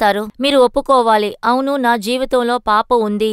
అలాగని ఎంతో మంది చెప్పొచ్చు, అందరూ చెప్పొచ్చు, అందరూ అడగొచ్చు. మీకేమో కోపం వచ్చి ఇదంతా తప్పా అని అడగొచ్చు. కాని మీరు పాపానికి చోటు ఇవ్వడం నిజం. ఆ పాపాన్ని నిమిత్తం మీరు సమాధాన్ని పోగొట్టుకోవటం నిజం. అది మాత్రం నిజం. పాపానికి చోటిచ్చారు, అది నిజం. పాపం మీ జీవితంలో క్రియ చేస్తూ ఉంది, అది నిజం. ఆ పాపం మీ సమాధానాన్ని చెడగొడుతూ ఉంది, అది నిజమే. మీ సమాధానాలు చెడిపోయి మీరు సమస్యలో ఉన్నారు, అది నిజమే. బర్తిమేయిలాగా ఏం చెయ్యాలో తెలియకుండా ప్రతి ఒక్కరి దగ్గర ప్రశ్నలు అడుగుతూ ఉండొచ్చు, లేదా మీరు మిమ్మల్ని చూసుకుని ప్రశ్నించు ఉండొచ్చు. అందుకే సమాధాన్ని చెడగొడుతున్నారు, అది కూడా నిజమే. నేను యేసు వద్ద అయ్యా నేను పాపం చేశాను, నేను తప్పు చేశాను అని అప్పగించినప్పుడు యేసు అద్భుతం చేస్తారు. ఎందుకు ప్రకటించాలో తెలుసా? అప్పుడే మీరు పాపాన్ని తెలుసుకున్నారు అని అర్థం. అవును నేను పాపిని, యేసు నేను పాపం చేశాను, నన్ను క్షమించండి అని మనం అడిగామంటే మనం ముందుగానే పాపం మన జీవితంలో ఉందని ప్రకటిస్తున్నాం. ముందుగా అదే జరుగుతుంది. ముందుగా మీరు ఒప్పుకుంటున్నారు, మీరు తెలుసుకున్నారు, ఒప్పుకునే హృదయం మీకు వచ్చింది. ఇటువంటి హృదయంతో మీరు ప్రార్థన చేసేటప్పుడు తేలిగ్గా విడుదల దొరుకుతుంది. ఒకసారి ఒక చిన్న అమ్మాయి కొరియన్ సిరీస్ చూడడంలో చాలా బానిసైపోయింది. ఆ సిరీస్ని రాత్రి పగలు చూస్తూనే ఉంటుంది. చూసిన సిరీస్నే మళ్ళీ మళ్ళీ చూస్తూ ఉంటుంది. కొరియన్ సిరీస్ అంటే ఏదో కొత్తగా ఉంది అని మీరు అనుకోవద్దు. అంటే సీరియల్ చూసే బానిసత్వంలాగా. ఆ చిన్న అమ్మాయేమో ఆ సిరీస్కి బానిసైపోయింది. చూస్తూ ఉండేది పొద్దున, అలాగే రాత్రిపూట, మళ్ళీ మధ్యాహ్నం చూస్తుంది, అలాగే మార్చి మార్చి చూస్తూ ఉంది. నైట్ కూడా చూస్తూ ఉంటుంది. టైం ఎంతైందో తెలియకుండా చూస్తుంది. నిద్రపోయి లేచి మళ్ళీ ఉదయాన్నే చూస్తూ ఉంటుంది. ఇలా బానిసత్వం ఉన్నది తెలియకుండానే ఇందులో ఏముంది, బాగానే ఉందిగా, సంతోషంగానే ఉందిగా, అలా ఒక బానిసత్వంలో ఉండి ఆ పనిని మళ్ళీ మళ్ళీ చేస్తూ ఉండేదంట. ఒకసారి ఏమైందంటే ఆమెలోనే ఒక ఆలోచన వచ్చింది. నేను ఎప్పుడు చూసినా టీవీకి బానిసగా ఉన్నాను, ఇంట్లో ఏ పని చేయటం లేదు, సరిగ్గా చదవటం లేదు, నాకొక బానిసత్వం ఉంది. యాక్చువల్గా ఇది తప్పు. ఒక రోజున ఆ విషయం ఆ అమ్మాయికే తెలిసింది. అంటే ఇలాంటి కార్యక్రమం చూసినప్పుడు తెలిసింది, దేవుడా అవును నేను తప్పు చేశాను, నా జీవితంలో నేను తప్పు చేశాను, ఇందులో నుంచి నాకు విడుదల ఇవ్వండి. టీవీకి నేను బానిసైపోయాను, విడుదల ఇవ్వండి అని అడిగిన వెంటనే విడుదల దొరికిందంట. తర్వాత చూడాలి అనే ఆలోచనే ఆమెకి రాలేదంట. తర్వాత ఒక 2-3 సార్లు టీవీ ఆన్ చేసి మరి చూసిందంట. అలా తను చూస్తూనే ఉంది, కానీ మళ్ళీ మళ్ళీ చూడాలి అన్న ఆలోచన తనకి రాలేదు. ఆ తర్వాత ఆమెకి అలాంటి ఆలోచన రాలేదు. యేసు విడుదల ఇచ్చారు. ఎప్పుడు విడుదల ఇస్తారో తెలుసా? మీరు ప్రకటించి ప్రార్థన చేసేటప్పుడు, యేసు నాకు విడుదల కావాలి, యేసు నేను తప్పు చేశాను, నేను దీనికి చోటిచ్చాను, నాకు విడుదల కావాలి. మీరు ప్రకటించి ప్రార్థన చేసేటప్పుడు యేసు మీకు విడుదల ఇస్తాడు. యేసు పరిశుద్ధము గల దేవుడు. యేసు పాపం అనేది ఎరుగని దేవుడు, కొంచెం కూడా పాపం లేని దేవుడు. ఆయన దగ్గర పాపం అనేదే లేదు. పాపం ఉంది అని చెప్పే విధంగా ఆయన దగ్గర ఏమీ కూడా లేదు. పరిశుద్ధము గల దేవుడి వద్దకు మనం రావాలి అంటే మనలో పాపం ఉండకూడదు. మనలో పాపము ఒక చిన్న విషయం కూడా ఉండకూడదు. ఆ పాపం ద్వారానే అపవాది మనలో క్రియ చేస్తాడు. ఆ పాపం ద్వారానే అపవాది మనల్ని బానిసలు చేస్తాడు. అందువల్లే పాపం చాలా డేంజరస్ అయినది. మీ జీవితంలో పాపం ఉంటే అది మీ జీవితాన్నే నాశనం చేస్తుంది, మీ యొక్క ప్రశాంతతని చెడగొడుతుంది. చివరికి మీ జీవితంలో ఆత్మని నాశనం చేసి మిమ్మల్ని నరకాన్ని తీసుకెళ్లి వదులుతుంది. దేవుడి నుంచి ఆ పాపం మిమ్మల్ని విడదీస్తుంది. మీకు దేవునికి ఐక్యత లేకుండా చేస్తుంది. యేసుకి మీకు ఐక్యత లేకుండా చేస్తుంది. మీరసలు ప్రార్థించలేరు. మీలో పాపము ఉండి ఉంటే, మీలో బానిసత్వం ఉండి ఉంటే ఈ రోజు అప్పగించి ప్రార్థన చెయ్యండి. తప్పు అని అప్పగించండి. దేవుడది తప్పు అని చెప్పారంటే, మీరు ఆ తప్పుని అప్పగించి ప్రార్థన చేశారంటే యేసు విడుదల చేస్తారు. ఇప్పుడు ఎటువంటి పరిస్థితిలో ఉన్నా ఓ సహోదరుడు సాక్ష్యాన్ని చూడబోతున్నాం. సహోదరుడు నమ్మిరాజన్ తిరునల్వేలికి చెందినవారు. ఒకటి కాల్చాను, తర్వాత అలా పోను 1 2 అయింది, 2 4 అయింది, ఆ 4 కాస్త ఒక ప్యాకెట్గా మారింది. గంజా లేకుండా ఉండలేను నేను. ఇందులో ఏంటంటే ఏ మైండ్ సెట్తో నేను ఆ గంజా తాగానో అదే మైండ్ సెట్తోనే నేను చివరి వరకు ఉంటాను. నాకు తెలియకుండానే నేను అలా కూర్చుని పోతా. నా పేరు నంబిరాజన్. నేను తిరునల్వేలిలో ఉంటున్నాను. నాకు ఒక సహోదరుడు ఉన్నారు. నేను ప్లంబింగ్ వర్క్ చేస్తుంటాను. నేను యేసుప్రభు తెలియని కుటుంబంలో పుట్టాను. నా కుటుంబంలో అందరూ భక్తిగా ఉంటారు. నేను అలాగే పెంచబడ్డాను. నేను 9 నవ తిరుపతి అనే 9 స్థలాలకి నేను టూర్ లాగా సంవత్సరం వెళ్తాను. అలాగే మాకంటూ కుటుంబానికి ఒక దేవత, ఆ దేవతకంటూ ఒక గుడి కూడా ఉంది. ఆ గుడికి వెళ్ళి పొంగలు పెట్టడం, మేకలు కొట్టడం, ఇటువంటి కార్యాలు చేస్తాను. నేను భక్తిగానే ఉండేవాడిని. అంటే నా నుదుటి మీద ఎప్పుడు బొట్టు ఉండేది. అలాగే నేను పనికి వెళ్తున్నా, ఉద్యోగానికి వెళ్తున్నా దేవుణ్ణి మొక్కే నేను వెళ్ళేవాడిని. ఆ తర్వాత చలికాలం అయినా సరే నేను చల్లనీళ్ళతోనే స్నానం చేసి గుడికి వెళ్ళి దండం పెట్టుకునేవాడిని. షర్టు లేకుండా పెద్ద పెద్ద బొట్లు పెట్టుకొని ఆ ఏరియా అంతా తిరిగేవాడిని. అంత భక్తి నాకు. నా యొక్క 14వ సంవత్సరంలో నా స్నేహితులతో కలిసి సిగరెట్ కాల్చడం మొదలు పెట్టాను. ఆ సిగరెట్ కాల్చడం ఎలాగంటే, మొదటి రోజున 1 కాల్చాను అంటే రోజులు గడవను 1 2 అయింది, 2 3 అయింది, 3 4 అయింది, ఆ 4 కాస్త ప్యాకెట్ అయింది. అంటే నేను దీన్ని వదిలేయాలనుకున్నా కూడా నేను దాన్ని వదలలేకపోయానని చెప్పాలి. సిగరెట్ నా దగ్గర లేకపోయినా, సిగరెట్ కొనడానికి డబ్బులు లేకపోయినా రోడ్లో అలా తిరగడం ప్రారంభిస్తాయి. ఎందుకంటే ఎవరైనా సిగరెట్ ముక్కలు కింద పడేస్తారు కదా, అది ఏరుకొని కాలుద్దామని. ఆ విధంగా నాకు పిచ్చెక్కిపోయింది. ఈ సిగరెట్లు బీడీలు కాల్చేటప్పుడే తాగుడు అలవాటుకి బానిసాను. ఎలాగంటే ఫ్రెండ్స్ అందరితో కలిసి బర్త్డే పార్టీ అని చెప్తే అక్కడికి వెళ్ళినప్పుడు, ఒరే బావ తాగు, దీనివల్ల ఏం నష్టం లేదన్నారు. అప్పుడు ఆ విధంగా నేను తాగుడు ప్రారంభించా. ఆ తాగుడు అలవాటు రోజు రోజుకి ఎక్కువైంది అంటే నాకు పనికి వెళ్ళి వచ్చేటప్పుడు ఒళ్ళు నొప్పులు పుడతాయి. అప్పుడు నేను ఏం చేసేవాడిని అంటే ఒక క్వార్టర్ కానీ హాఫ్ కానీ కొని మరీ తాగేవాడిని. ఇలా ఉన్నప్పుడు నా ఫ్రెండ్ ఒకడు చెప్పాడు, ఒరే బావా, ఇందులో ఏముందిరా నీకు మత్తు, నేను ఒకటి ఇస్తాను నీకు, అది యూజ్ చేసి చూడు, దానివల్ల నీకు చాలా ఉపయోగంగా ఉంటుందిరా అని చెప్పాడు. రే అదేంట్రా అని అడిగాను నేను వాడిని. అదేంట్రా అంటే గంజా అన్నాడు. ఆ గంజాని నేను అప్పటి నుంచి కాల్చడం మొదలెట్టాను. అలా మొదలెట్టిన తర్వాత అది లేకుండా ఉండలేకపోయేవాడిని. అదేంటంటే ఏ మైండ్ సెట్తో గంజా తాగితే అదే మైండ్ సెట్లోనే ఆ గంజా మత్తు దిగేంత వరకు ఉంటాను. గంజా కాల్చి ఒకే చోట కూర్చుని పోతా. నాకు మత్తు ఎక్కిపోయి అక్కడ ఉండిపోతా. ఆ మత్తు దిగేంత వరకు ఎవరితోనూ మాట్లాడను, ఎక్కడికి లేచి వెళ్ళను. ఎవరు వచ్చి ఏం అడిగినా సరే వాళ్ళతో నేను అసలు మాట్లాడను.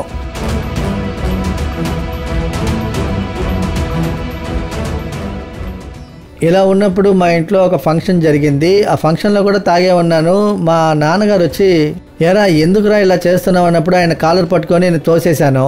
అలా తోసినప్పుడు ఆయన ఏం చేశాడంటే, నువ్వు అసలు నా కొడుకువే కాదు, ఇక నువ్వు ఇంట్లో ఉండకు, బయటికి పో అని చెప్పేశారు.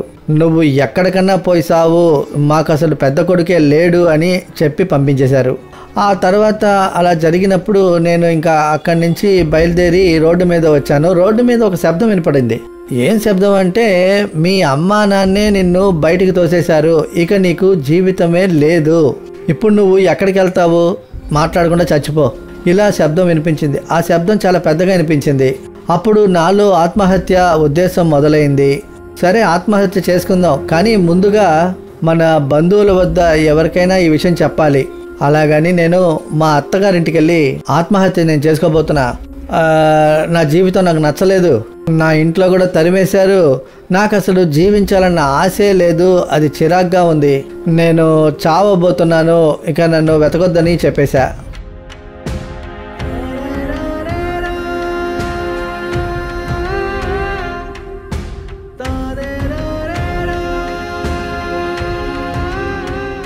మా అత్త దగ్గరికి వెళ్ళి నేను చెప్పినప్పుడు ఆవిడ నా పరిస్థితిని అర్థం చేసుకొని నాకు ఒక విడుదల కావాలని ఆవిడ తెలుసుకొని ఆవిడే నన్ను నాలుమావిడికి తీసుకెళ్ళింది.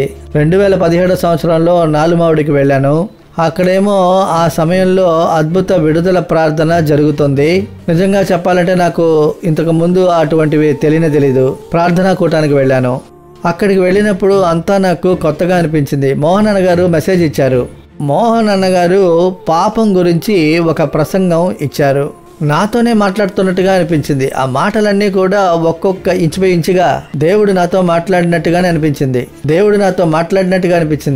తర్వాత ప్రార్థనా సమయంలో అన్నగారు ఒకటి చెప్పారు. ఏం చెప్పారంటే, ఇక్కడికి ఒక యువకుడు వచ్చాడు, అతన్ని దేవుడు ప్రేమిస్తూ ఉన్నారు, దేవుడు ఈరోజు మీకు కొత్త జీవితాన్ని ఇవ్వబోతున్నారు, ఈరోజు మీ జీవితం మారబోతుంది, మీ జీవితాన్ని దేవుడికి అప్పగించండి, మీకున్న గుర్తు ఏంటంటే మీరు ఆత్మహత్య ప్రయత్నంతో ఉన్నారు, ఇక్కడి నుంచి మీరు తిరిగి వెళ్ళేటప్పుడు ఆత్మహత్య చేసుకోవాలి, అటువంటి ఉద్దేశంతోనే వచ్చారు, దేవుడు మీకు కొత్త జీవితాన్ని ఇవ్వబోతున్నారు, ముందుకు రండి అన్నప్పుడు నాకు తెలియకుండానే నేను ముందుకు వెళ్ళి అక్కడ పడిపోయాను. అక్కడేమో ప్రార్థన జరుగుతుంది, నేనేమో అటుపక్క ఇటుపక్క దొర్లేస్తున్నాను, నేను నా కంట్రోల్లో అస్సలు లేను. అప్పుడు ఒక ప్రకాశవంతమైన వెలుగు వచ్చి నన్ను తాకింది. అప్పుడే నాకు ఒక డెలివరెన్స్ ఏర్పడింది. ఆ డెలివరెన్స్ ఏర్పడిన తర్వాతే నాలో ఒక పెద్ద మార్పు. నేను ఎలా చెప్పాలి, నేను తాగిన తాగుడు కానీ గంజా కానీ అన్నిటి నుంచి నాకు ఒక విడుదల, అంటే నేను టోటల్గా విడుదల పొందాననిపించింది. నేను ఆ మీటింగ్ నుంచి బయటకు వచ్చినప్పుడు నాలో ఒక సమాధానం ఏర్పడింది. మందు కొట్టాలి, గంజా కాల్చాలి అటువంటి ఆలోచనే నాకు రాలేదు. తర్వాత నాకు ఆత్మహత్య చేసుకునే ఆలోచనే రాలేదు. కొత్త మనిషిగా మారినట్టుగా ఫీల్ అయ్యాను. దేవుడు నాకు కొత్త హృదయాన్ని ఇచ్చారు, కొత్త మనిషిగా మార్చారు, కొత్త మనిషిగా మారినట్టుగా నాకు అనిపించింది. తర్వాత నా చేతికి బోళ్ళని తాళ్లు కట్టుకునేవాడిని. ఆ తాళ్ళని నేను తెంచి పారేశాను. నాకు పనికిరాని దేవుళ్ళు నాకెందుకు అని యేసు ప్రభుని సొంత రక్షకుడిగా స్వీకరించాను. ఇప్పుడు చూసారంటే ఉదయం సాయంత్రం గంట సేపు ప్రార్థన చేస్తాను. ప్రతి వారం చర్చికి వెళ్తాను.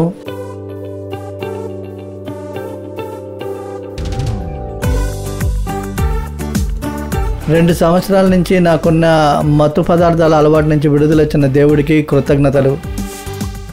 చూసారా, ఈ సహోదరుడు సాక్ష్యాన్ని మీరు విన్నారు. ఈ సహోదరుడు చెప్పారు, నేను మత్తు పదార్థాలకి బానిసయ్యాను. దేనికోసం మత్తు పదార్థాలకి బానిసయ్యాను? ఫ్రెండ్సు నేర్పించారు, ఇది బావుంటుంది, మత్తులో ఉండటం చాలా బావుంటుంది. అయితే ఇందులో తప్పే ఉంది, మత్తులో ఉండటం ఏముంది తప్పు? సమాధానంగా ఉంది, బావుంది, నాకు నచ్చింది. ఆ విధంగా బానిసు అయిపోయి ఆ సహోదరుడు అందులోనే ఉండిపోయాడు. ఒక సమస్య వచ్చింది ఆ సహోదరుడు జీవితంలో. తాగొచ్చాడు, ఇంట్లో ఫంక్షన్ జరుగుతుంది, అందువల్ల ఇంట్లో నుండి తరిమపడ్డాడు. అప్పుడు అతనికి ఆత్మహత్య ఆలోచన వచ్చింది. మీరు విన్నారు కదా, ఆ సాక్ష్యాన్ని అతనే చెప్పాడు. చూశారా, ఇటువంటి పరిస్థితుల్లో ఇలాగే జరుగుతుంది. నేనేం తప్పు చేశానని నా సొంత అమ్మా నాన్నే ఇంట్లో నుండి తరిమేస్తారా? ఎలా వీళ్ళకి ఇలాంటి ఆలోచన వస్తుంది? నన్ను ప్రేమించేవాళ్లే లేరే, వీళ్ళు మనల్ని ప్రేమించట్లేదు, మనల్ని చిరాకు పెడుతున్నారు, సొంత బిడ్డని ఎవరైనా ఇలా చేస్తారా? ఇటువంటి ఆలోచనలే వస్తూ ఉంటాయి. సాధారణంగా ఇటువంటి పరిస్థితుల్లో ఇటువంటి ఆలోచనలే వస్తాయి. కానీ నిజానికి అక్కడ ఏం జరిగిందో కొంచెం ఆలోచించి చూడండి. ఆయన జీవితంలో పాపానికి చోటిచ్చినందువల్ల ఆయనలో బానిసత్వం వచ్చింది. ఆ బానిసత్వాన్ని వదిలేనందువల్ల కుటుంబం మధ్య అందరి మధ్య అవమానం పడాల్సొచ్చింది. ఆ పాపము నిమిత్తమే ఇంట్లో నుండి బయటికి తరిమేశారు. అతని మీద కోపమో ఆయన నచ్చక తెలియకో అలా చేయలేదు. ఆ పాపమ్మ నిమిత్తమో ఆ పాపమ్మ తల్లో వచ్చినందువల్ల అలా చేశారు. అందువల్లే అతనికి ఆత్మహత్య చేసుకోవాలనిపించింది. అన్నిటికీ కారణం ఏంటో తెలుసా? పాపము. పాపం వల్ల అపవాది జీవితంలో ఎన్ని కార్యాలు చేస్తున్నాడో చూడండి. మీరు పాపం చేస్తున్నారంటే మీరు పాపం ద్వారా అపవాదికి జీవితంలో చోటిస్తున్నారు అని అర్థం. ఆ పాపం ద్వారా అపవాది శక్తికి మీరే మిమ్మల్ని అప్పగిస్తున్నారు అని అర్థం. అయితే అపవాది శక్తిలో మీరు చిక్కుకుపోయారు. అప్పుడు మీరే అప్పగించి మీరే యేసు విడుదల ఇవ్వండి నాకు, నేను తప్పు చేశాను, నేను అపవాదికి బానిసయ్యాను, పాపానికి నన్ను నేనే అప్పగించాను అని మీరు మీకే ప్రార్థన చేస్తే యేసు అద్భుతం చేస్తారు. ఎందుకంటే మీరే పాపం వెతుకుంటూ వెళ్లారు, మీరే పాపం అప్పగించారు. మీరే యేసు నేను చేసింది తప్పు, నాకు విడుదల ఇవ్వండి అని మీరు మీ తప్పుని తెలుసుకుని మారు మనసుతో మీరు అడిగినప్పుడు యేసు అద్భుతం చేస్తారు. మీ భక్తి యేసు వద్ద విడుదల ఇవ్వదు. భక్తి మీకు యేసుకేమో ఒక మంచి సంబంధాన్ని ఏర్పరిచి ఇవ్వదు. భక్తి ఉన్నందువల్ల ఏమీ లేదు. భక్తి ఉన్నందువల్ల మీరు అన్నిటినీ పొందుతారు అనేమి కాదు. అటువంటి అర్థమే దానికి లేదు. తప్పుడు భక్తి వల్ల జీవితంలో మనకి ఎన్నో పాపాలు వస్తాయి. భక్తి ద్వారా యేసు దగ్గర మీరు ఎన్నో అద్భుతాలు పొందవచ్చు. భక్తి వల్ల నా జీవితంలో అద్భుతాలు జరుగుతాయని మీరు అనుకోవద్దు. మీరు పాపాన్ని అప్పగించి మీరు ప్రార్థించినప్పుడే మీ జీవితంలో మీరు విడుదల పొందుతారు. పాపాన్ని ప్రకటించి ప్రార్థించేటప్పుడే యేసు మీ జీవితంలో అద్భుతం చేస్తారు. మీరు పాపాన్ని ప్రకటించి ప్రార్థన చేసేటప్పుడే మీరు ఆశీర్వదింపబడతారు. ఎందుకంటే యేసు పాపం చెయ్యని దేవుడు. పాపం ఆయన వద్ద లేదు. కొంచెం కూడా పాపం ఆయన వద్ద లేదు. ఆయన వద్ద పాపం అని చెప్పడానికి అసలు ఏమీ లేదు. ఆయన పరిశుద్ధమైన దేవుడు. ఆకాశం భూమిని సృష్టించిన దేవుడు. ఈ లోకానికి వచ్చి దేనికోసం? మీరు రక్షింపబడాలి, మీరు ఆశీర్వాదంగా ఉండాలి, మీరు పరలోకానికి రావాలి అనే ఉద్దేశమే. అందుకే యేసు తన రక్తాన్ని సిందించారు. ఆ రక్తాన్ని ద్వారానే మీ పాపానికి విడుదల దొరుకుతుంది. పాపం నుండి క్షమాపణ దొరుకుతుంది. ఈ రోజు మీరు కలక చెందుతున్నారా? ఈ పాపము నిమిత్తము ఏం చెయ్యాలి, ఎలా బయటపడాలి? ఆ విధంగా మీరు ఆలోచిస్తూ ఉన్నారా? మీకు ఒకే మార్గం యేసు. యెహోవా అనే యేసుక్రీస్తుని మీరు విశ్వసించారంటే మీరు మీ కుటుంబీకులు రక్షింపబడతారు. మీరు ఏ పరిస్థితిలో ఉన్నారు, మీ కుటుంబం ఏ పరిస్థితిలో ఉంది, నమ్మకం పోగొట్టుకుని ఉన్నారా, సమాధానం పోగొట్టుకుని ఉన్నారా? ఇకపై అవకాశమే లేదు. ఇకపై నాకు ఏమీ లేదు, నాకు ఏముంది, జీవితమే విరక్తితో కూర్చోనున్నారా? జీవితంపై విరక్తి చెంది, మనుషుల మీద, పరిస్థితి మీద విరక్తి చెంది మీ మీదే మీరు విరక్తితో ఉన్నారా? ఇందులో నుంచి దేవుడు విడుదల ఇవ్వగలడు. మీరు యేసు నన్ను విడుదల చెయ్యండి, యేసు నాకు అద్భుతం చెయ్యండి అని అడగండి. యేసు మీకు విడుదల ఇస్తారు. యేసు చెయ్యలేని కార్యం అనేది ఏమీ లేదు. శక్తి ఉంది, శక్తి ఉంది, మనం ప్రార్థించబోతున్నాం. శక్తి ఉంది, శక్తి ఉంది, ఈ పాటను మనం పాడి మనం ప్రార్థించబోతున్నాం. యేసుకి శక్తి ఉంది. మనల్ని పాపం నుండి విడిపించడానికి శక్తి ఉంది. మిమ్మల్ని రక్షించడానికి శక్తి ఉంది. మీకు ఆరోగ్యం ఇవ్వడానికి ఆయనకి శక్తి ఉంది. ఆ పల్లవి పాడి మనం ప్రార్థించబోతున్నాం.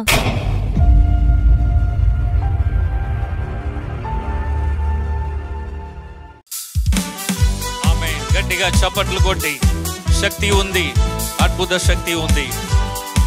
యేసయ్య నామములో, గొర్రెపిల్ల రక్తములో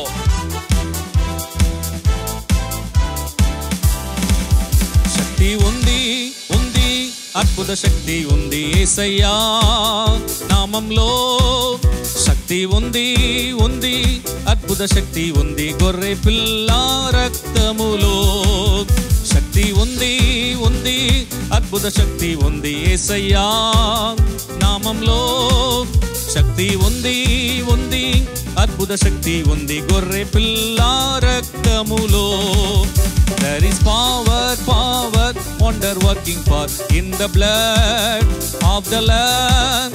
There is power, power, wonder working power in the precious blood of the Lamb. శక్తి ఉంది, ఉంది, అద్భుత శక్తి ఉంది. యేసయ్య నామములో శక్తి ఉంది, ఉంది, అద్భుత శక్తి ఉంది. గొర్రెపిల్ల రక్తములో శక్తి ఉంది, ఉంది, ఉంది, ఉంది, అద్భుత శక్తి ఉంది. యేసయ్య నామములో శక్తి ఉంది, ఉంది, ఉంది, ఉంది, అద్భుత శక్తి ఉంది. గొర్రెపిల్ల రక్తములో.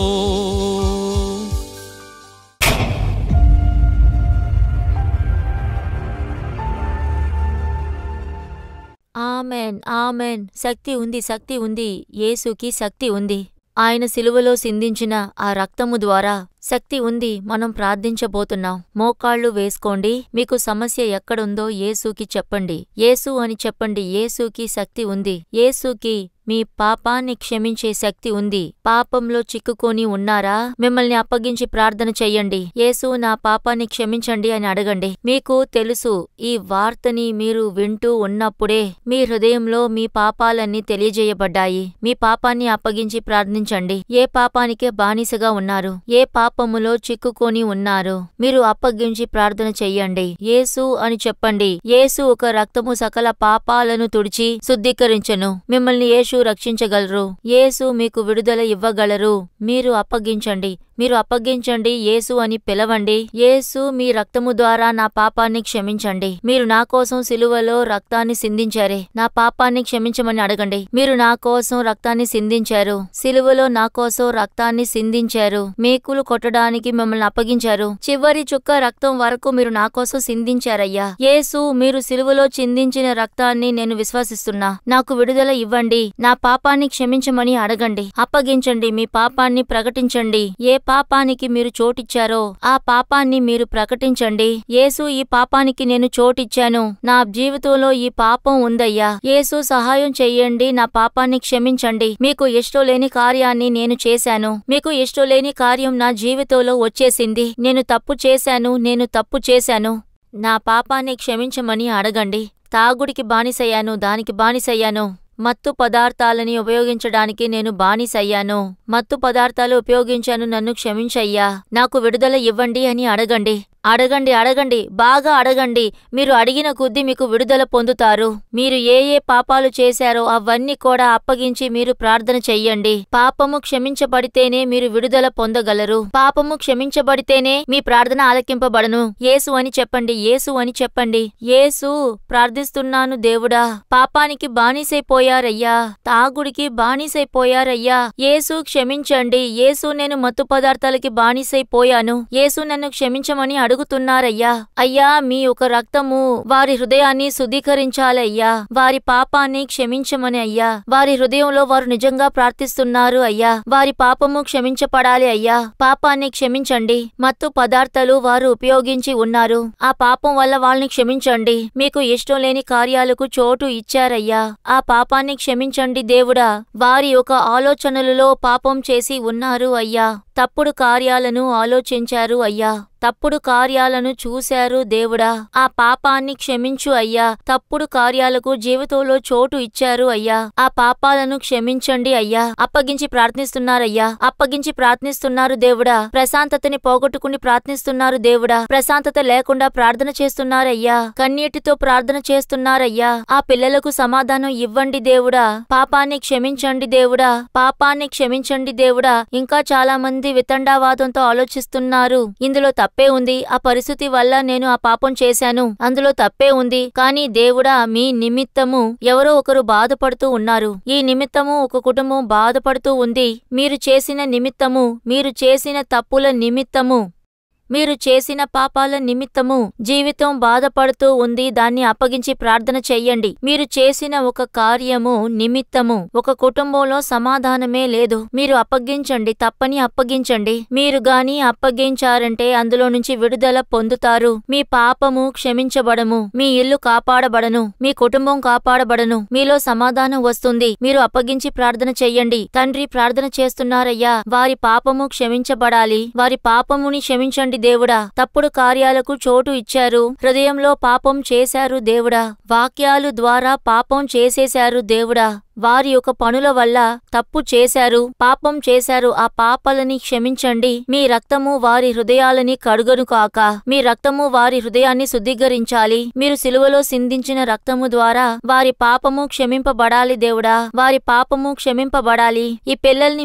మీరే క్షమించండి దేవుడా. ఈ పాపం నుండి విడుదల ఇవ్వండి అయ్యా. మీరు సిలువని మోశారు కదయ్యా. ఈ పిల్లల కోసం మీరు బలయ్యారు కదయ్యా. వాళ్ళ పాపాన్ని మీరు క్షమించండి దేవుడా. ఇంకా మీరు ఆలోచిస్తూనే ఉన్నారు. ఇంకా కొంతమంది ఉన్నారు, ఇందులో అంతా ఏమీ లేదు, ఇందులో తప్పు లేదు, అందరూ చేస్తున్నారు అని మీరు ఆలోచిస్తూ ఉండొచ్చు. మీరు అప్పగించండి. యేసు మిమ్మల్ని విడిపిస్తారు. మీరు అప్పగించండి. మీ పాపము క్షమింపబడను. మీరు అప్పగించండి. వాళ్ళు చేశారనే కదా మీరు చెయ్యాల్సిన ఈ పరిస్థితి. ఈ విధంగా అంతా మీరు మాట్లాడకండి. మీ యొక్క హృదయము మీ హృదయము పరితపిస్తూ ఉంది. మీ హృదయము కలత చెంది ఉంది. సమాధానాన్ని పోగొట్టుకున్నారు. యేసు మీకు విడుదల ఇస్తున్నారు. అప్పగించి ప్రార్థన చెయ్యండి. దేవుడా, మీరు విడుదల ఇవ్వండయ్యా. దేవుడా, ఆ పాపాన్ని క్షమించండి. దేవుడా, మీ హృదయాన్ని శుద్ధీకరించండి అయ్యా. వారి ఆలోచనల్ని శుద్ధీకరించండి. వారు మీకు ఇష్టం లేని కార్యాలను చేసి ఉండారయ్యా. మీరు మరలా వారికి ఆ పాపాన్ని క్షమించండి అంటే ప్రతి ఒక్కరి పాపాలు క్షమించబడుతూ ఉన్నాయి. అనేక పాపాలు అప్పగించి ప్రార్థన చేశారు. మీకు కుదరని పరిస్థితిలో కూడా ఇక్కడ మీరు మిమ్మల్ని అప్పగించి ప్రార్థన చేశారు. మీరు యేసుని ఇష్టపడి మీరు ఆ విధంగా చోటిచ్చినందువల్ల అనేకుల పాపాలు క్షమించబడుతూ ఉన్నాయి. క్షమాభించే ఒక నిశ్చయతను మీరు పొంది ఉన్నారు. అనేక హృదయము చెప్పలేని ఒక బాధ మీలోనే ఏర్పడుతూ ఉంది. అది యేసు మీకు ఇచ్చే ఒక మంచి సంతోషం. అది రక్షణ సంతోషం. పొందండి. మీరు సమాధానాన్ని ఎదురు చూశారు కదా. మీరు ప్రార్థించలేకపోతున్నారు. ఆ విధంగా మీరు అనుకున్నారు కదా. మీరు సమాధానాన్ని పొంది ఉన్నారు. మీరు అప్పగించిన నిమిత్తము ఇకపై పాపాలకి చోటు ఇవ్వను అని మీరు అప్పగించిన నిమిత్తము యేసు మీకు సమాధానాన్ని ఇచ్చి ఉన్నారు. మీ పాపాలు క్షమించబడ్డాయి. యేసు కృతజ్ఞత అని చెప్పండి. యేసు కృతజ్ఞత. మా పాపాల్ని క్షమించినందుకు కృతజ్ఞత అయ్యా. పాపాలు క్షమించబడినందుకు కృతజ్ఞత. తండ్రి, ప్రతి ఒక్కరి పాపాన్ని క్షమించినందుకు మీకు కృతజ్ఞతలు. పాపము శక్తికి చిక్కుకుని బాధపడుతూ బానిసగా ఉన్నారయ్యా. బానిసత్వంలో చిక్కుకుని ఉన్నారయ్యా. యేసు నామము ద్వారా ఆ బానిసత్వము ఆత్మ వాళ్ళ నుంచి పారిపోను కాక. వాళ్ళని బానిసత్వంగా ఉంచిన ఆత్మ బయటికి పోవాలి. యేసు నామము ద్వారా ఓ విడుదల ఏర్పడాలి. బానిసత్వము ఆత్మ బయటికి పోవాలి. మూర్ఖత్వాన్ని తీసుకొచ్చే ఆత్మ యేసు నామం ద్వారా పారిపోతూ ఉంది. దేనికి చూసినా కోపం, దేనికి చూసినా చిరాకు ఏర్పరిచే ఆత్మ బయటికి పారిపోతుంది యేసు ద్వారా. వారి ఆలోచనలను ఆలోచించేటప్పుడు అనేక తప్పుడు ఆలోచనలు అలా ఆలోచించేటప్పుడు మిమ్మల్ని డిప్రెషన్ కి తీసుకెళ్లి మిమ్మల్ని కలత చేసే ఆత్మ యేసు నామం ద్వారా పారిపోతుంది. కలత చేసే ఆత్మ పారిపోతుంది యేసు నామమున. అనవసరపు గందరగోళ ఆత్మలు పారిపోతున్నాయి. గందరగోళాన్ని తీసుకొచ్చి మిమ్మల్ని ఎప్పుడూ నీరసంగా ఉంచేటటువంటి ఆత్మ ఇప్పుడు పారిపోతూ ఉంది యేసు నామమున. విడుదలను పొందండి. విడుదల పొందండి. యేసు ఇచ్చే విడుదలని పొందండి. పాపము నుంచి విడుదలను పొందుతున్నారు. అనేక పాపాల నుంచి విడుదల పొందుతున్నారు. యేసుకి కృతజ్ఞత చెప్పండి. మీరు అప్పగించిన నిమిత్తం మీకొక విడుదల ఏర్పడుతోంది. మీ ఆలోచనలో గందరగోళాన్ని తీసుకొచ్చి మిమ్మల్ని ఇబ్బంది పెట్టే ఆత్మ పారిపోతుంది. యేసు నామమున ఒక విడుదలను మీరు పొందండి. చేతబడి కట్లు యేసు నామము ద్వారా తెంచబడుతున్నాయి. చేతబడి ఆత్మలు యేసు నామం ద్వారా పారిపోతున్నాయి. మీ కుటుంబంలో సమాధానాన్ని చెడగొట్టే ఆత్మలు పారిపోతున్నాయి యేసు నామము ద్వారా. ఏక మనసుని చెడగొట్టేటటువంటి ఆత్మ యేసు నామము ద్వారా పారిపోను కాక. ఇప్పుడే విడుదలను పొందండి. వంచించి ఉంచిన ఆత్మ, అనవసరమైన ఆలోచనలు, తప్పుడు ఆలోచనలు తీసుకొచ్చే ఆత్మ, మిమ్మల్ని కలత చెందేలా చేసే ఆత్మ యేసు నామం ద్వారా పారిపోతూ ఉంది. విడుదల పొందండి. యేసు మీరిచ్చిన విడుదల కొరకు కృతజ్ఞత. విడుదల కోసం కృతజ్ఞత అయ్యా. మీరు ప్రతి ఒక్కరిని విడుదల చేస్తూ ఉన్నందుకు కృతజ్ఞత. దుష్ట అపవాది వల్ల ఉండలేక చాలా మంది అతలాకుతలం అవుతున్నారయ్యా. మీ ఇళ్లలో మీలో ఒక మార్పు రావడం మీకు అర్థం అవుతోంది. మీరు ఉండలేకపోతున్నారు. యేసు అని పిలవండి. యేసు అని పేరు చెప్పి పిలవండి. మీరు పిలవను మీకొక విడుదల. మీరు పిలవను మీకొక విడుదలని పొందుతూ ఉన్నారు. మీకు విడుదల వస్తూ ఉంది. యేసు నాకు విడుదల ఇవ్వండి అని అడగండి. యేసు మీకు విడుదల ఇస్తూ ఉన్నారు. అనేక విడుదలను పొందుతూ ఉన్నారు. దుష్ట అపవాది శక్తి నుండి విడుదల, చీకటి ఆధిపత్యం నుండి విడుదల, పాపము పోరాటం నుండి విడుదల, గందరగోళం నుండి విడుదల, అనవసరపు ఆలోచనల నుండి విడుదల, కలత నుండి విడుదల. పొందండి. భయపెట్టే ఆత్మ దూరం అవుతుంది యేసు నామము ద్వారా.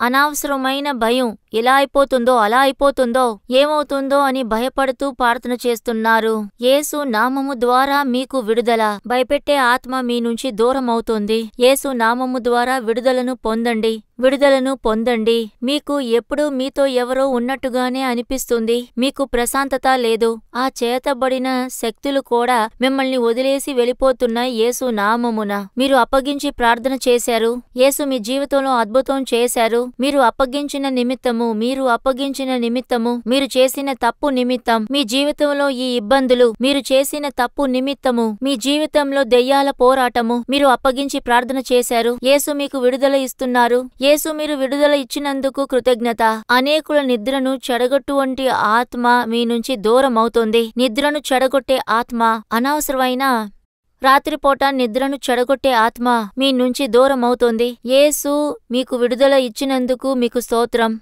విడుదల ఇచ్చినందుకు స్తోత్రం. ఎప్పుడూ బలహీనతగానే ఉంది. బలహీనత మధ్యలోనే మీరు ఉన్నారు. మీకు బలహీన తీసుకొచ్చే ఆత్మలు యేసు నామమున పారిపోతున్నాయి. బలహీన కట్టులు తొలగుతున్నాయి యేసు నామము ద్వారా. అడ్డుపడే ఆత్మలు యేసు నామం ద్వారా తొలగిపోతున్నాయి. యేసు మీరు విడుదల ఇచ్చినందుకు కృతజ్ఞతలయ్యా. శాపపు కట్లు, తరతరాలుగా వెంబడించే శాపాలు యేసు నామము ద్వారా తెంచబడుతున్నాయి. శాపపు కట్లు అవి తొలగిపోతున్నాయి. యేసు నామం ద్వారా ఒక విడుదలని పొందండి. మీ ఇళ్లల్లో ఒక విడుదల ఏర్పడుతోంది. మీరు ఒక విడుదలను తెలుసుకున్నారు. కష్టపడకుండా ఉండండి. కష్టపడుతూ మీరు ఉండకండి. అప్పగించండి. మీరు దాచకండి. యేసు అని పిలవండి. మీరు ఫ్రీగా వదిలేయండి. అప్పగించండి. యేసు నాకు విడుదల ఇవ్వండి అని అడగండి. యేసుని ఫ్రీగా పిలవండి. విడుదల ఏర్పడుతూ ఉంది. యేసు మీరు చెప్పలేని సంతోషంతో మిమ్మల్ని నింపుతూ ఉన్నారు. విడుదల పొందండి. మీరు విడుదల పొందుతున్నందుకు యేసుకి కృతజ్ఞత. యేసు మీరు విడుదల ఇచ్చినందుకు కృతజ్ఞత. యేసు కృతజ్ఞత అయ్యా. తండ్రి కృతజ్ఞత. ఇంకా చాలా మందితో మీరు కోపంగానే ఉన్నారు.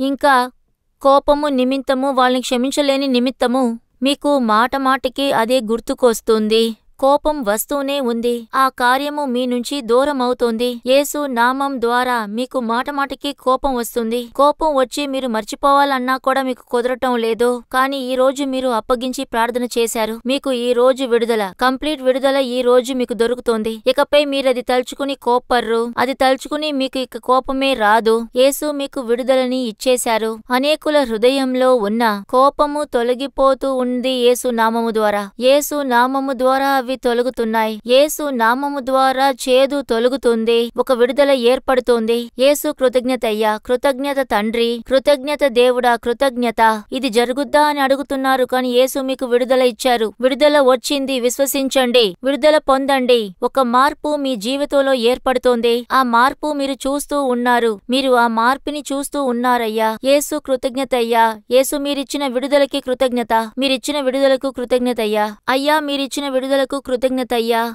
అయ్యా బలహీనంగా ఉండి ప్రార్థిస్తున్నారయ్యా. బలహీనతో ఉండి యేసు నా జీవితంలో అద్భుతం చెయ్యండి అని అడుగుతున్నారయ్యా. యేసు నేను అన్ని నమ్మకాలని పోగొట్టుకుని ప్రార్థన చేస్తూ ఉన్నారు. నమ్మకం పోగొట్టుకున్న పరిస్థితిలో వచ్చారయ్యా. విశ్వాసముతో మిమ్మల్ని మీ దగ్గర ప్రార్థిస్తున్నారయ్యా. విశ్వాసంతో మిమ్మల్ని వెతుకుతున్నారయ్యా. మీ పిల్లలకి మీరు స్వస్థతను ఇవ్వండయ్యా. మరణించిన అవయవాలు, పని చేయకుండా ఉండే అవయవాలు యేసు నామం ద్వారా పని చెయ్యాలి అయ్యా. దేవుడా, కిడ్నీలో ఒక కొత్త ఆరోగ్యం రావాలి అయ్యా. కిడ్నీ కొత్తగా మారిపోవాలయ్యా. కిడ్నీ భాగంలో స్టోన్ సమస్య తొలగిపోవాలయ్యా. దాన్ని మీరు మాయం చెయ్యండయ్యా. యేసు మీరు స్వస్థతని ఇవ్వండయ్యా. లివర్ లో మీ హస్తమును ఉంచండి దేవుడా. లివర్ లో స్వస్థత ఏర్పడాలి. లివర్ లో ఉన్న సమస్యలన్నీ తొలగిపోవాలి యేసు నామమున. యేసు మీరిస్తున్న స్వస్థతకు కృతజ్ఞతలయ్యా. లంగ్స్ భాగము, శ్వాస భాగంలో మీ హస్తము ఉంచపడాలి. శ్వాసపు సమస్యలన్నీ నార్మల్ గా మారాలి. వీసింగ్ సమస్య తొలగిపోవాలి దేవుడా. యేసు స్వస్థత ఇవ్వండి దేవుడా. మాటికి వచ్చే జలుబు కూడా తొలగిపోవాలి దేవుడా. లంగ్స్ భాగంలో ఒక కొత్త బలం ఏర్పడాలి. చెడిపోయిన అవయవాల్లో బలం ఏర్పడాలి దేవుడా. యేసు మీరు స్వస్థత ఇవ్వండి దేవుడా.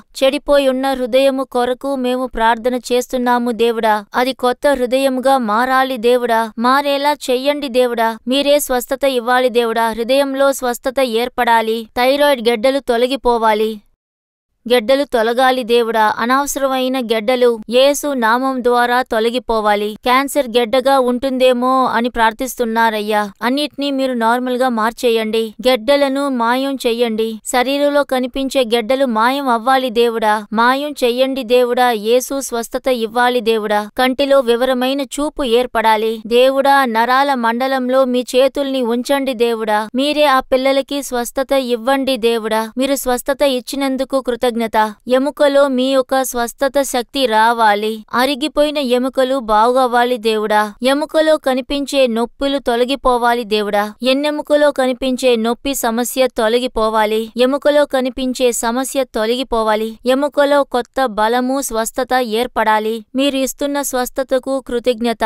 కదపలేని కాళ్ళు చేతులు బలం పొందాలి. యేసు మీరు స్వస్థత ఇచ్చినందుకు కృతజ్ఞత.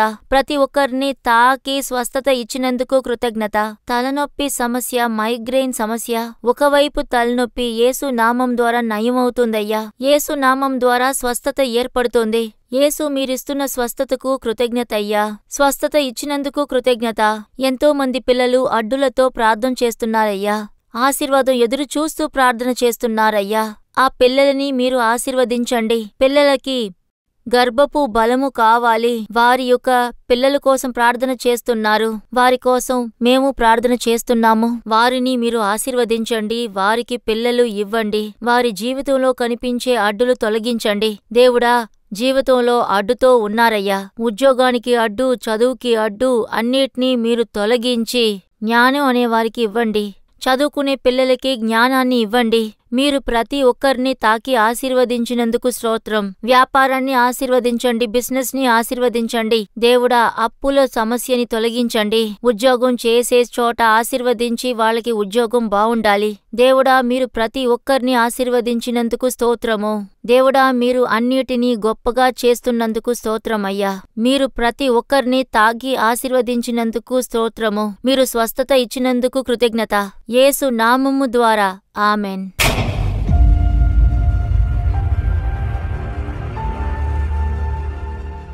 మనం ప్రార్థించాము. యేసు అద్భుతం చేశారు. మీరు విశ్వసించండి. మీలో చాలామంది ముందుగా రక్షింపబడ్డారు. మీరు రక్షణ పొందిన అనుభవాన్ని పొందారు. పాపము నుండి విడుదల పొందారు. మీ యొక్క పాపాన్ని అప్పగించి ప్రార్థన చేసి ఉన్నారు. మీకు విడుదల యేసు ఇచ్చారు. మీకోసమే మీకోసం ఈ ఒక బుక్కు మీరు చదవండి. అది ఒక చిన్న బుక్కే.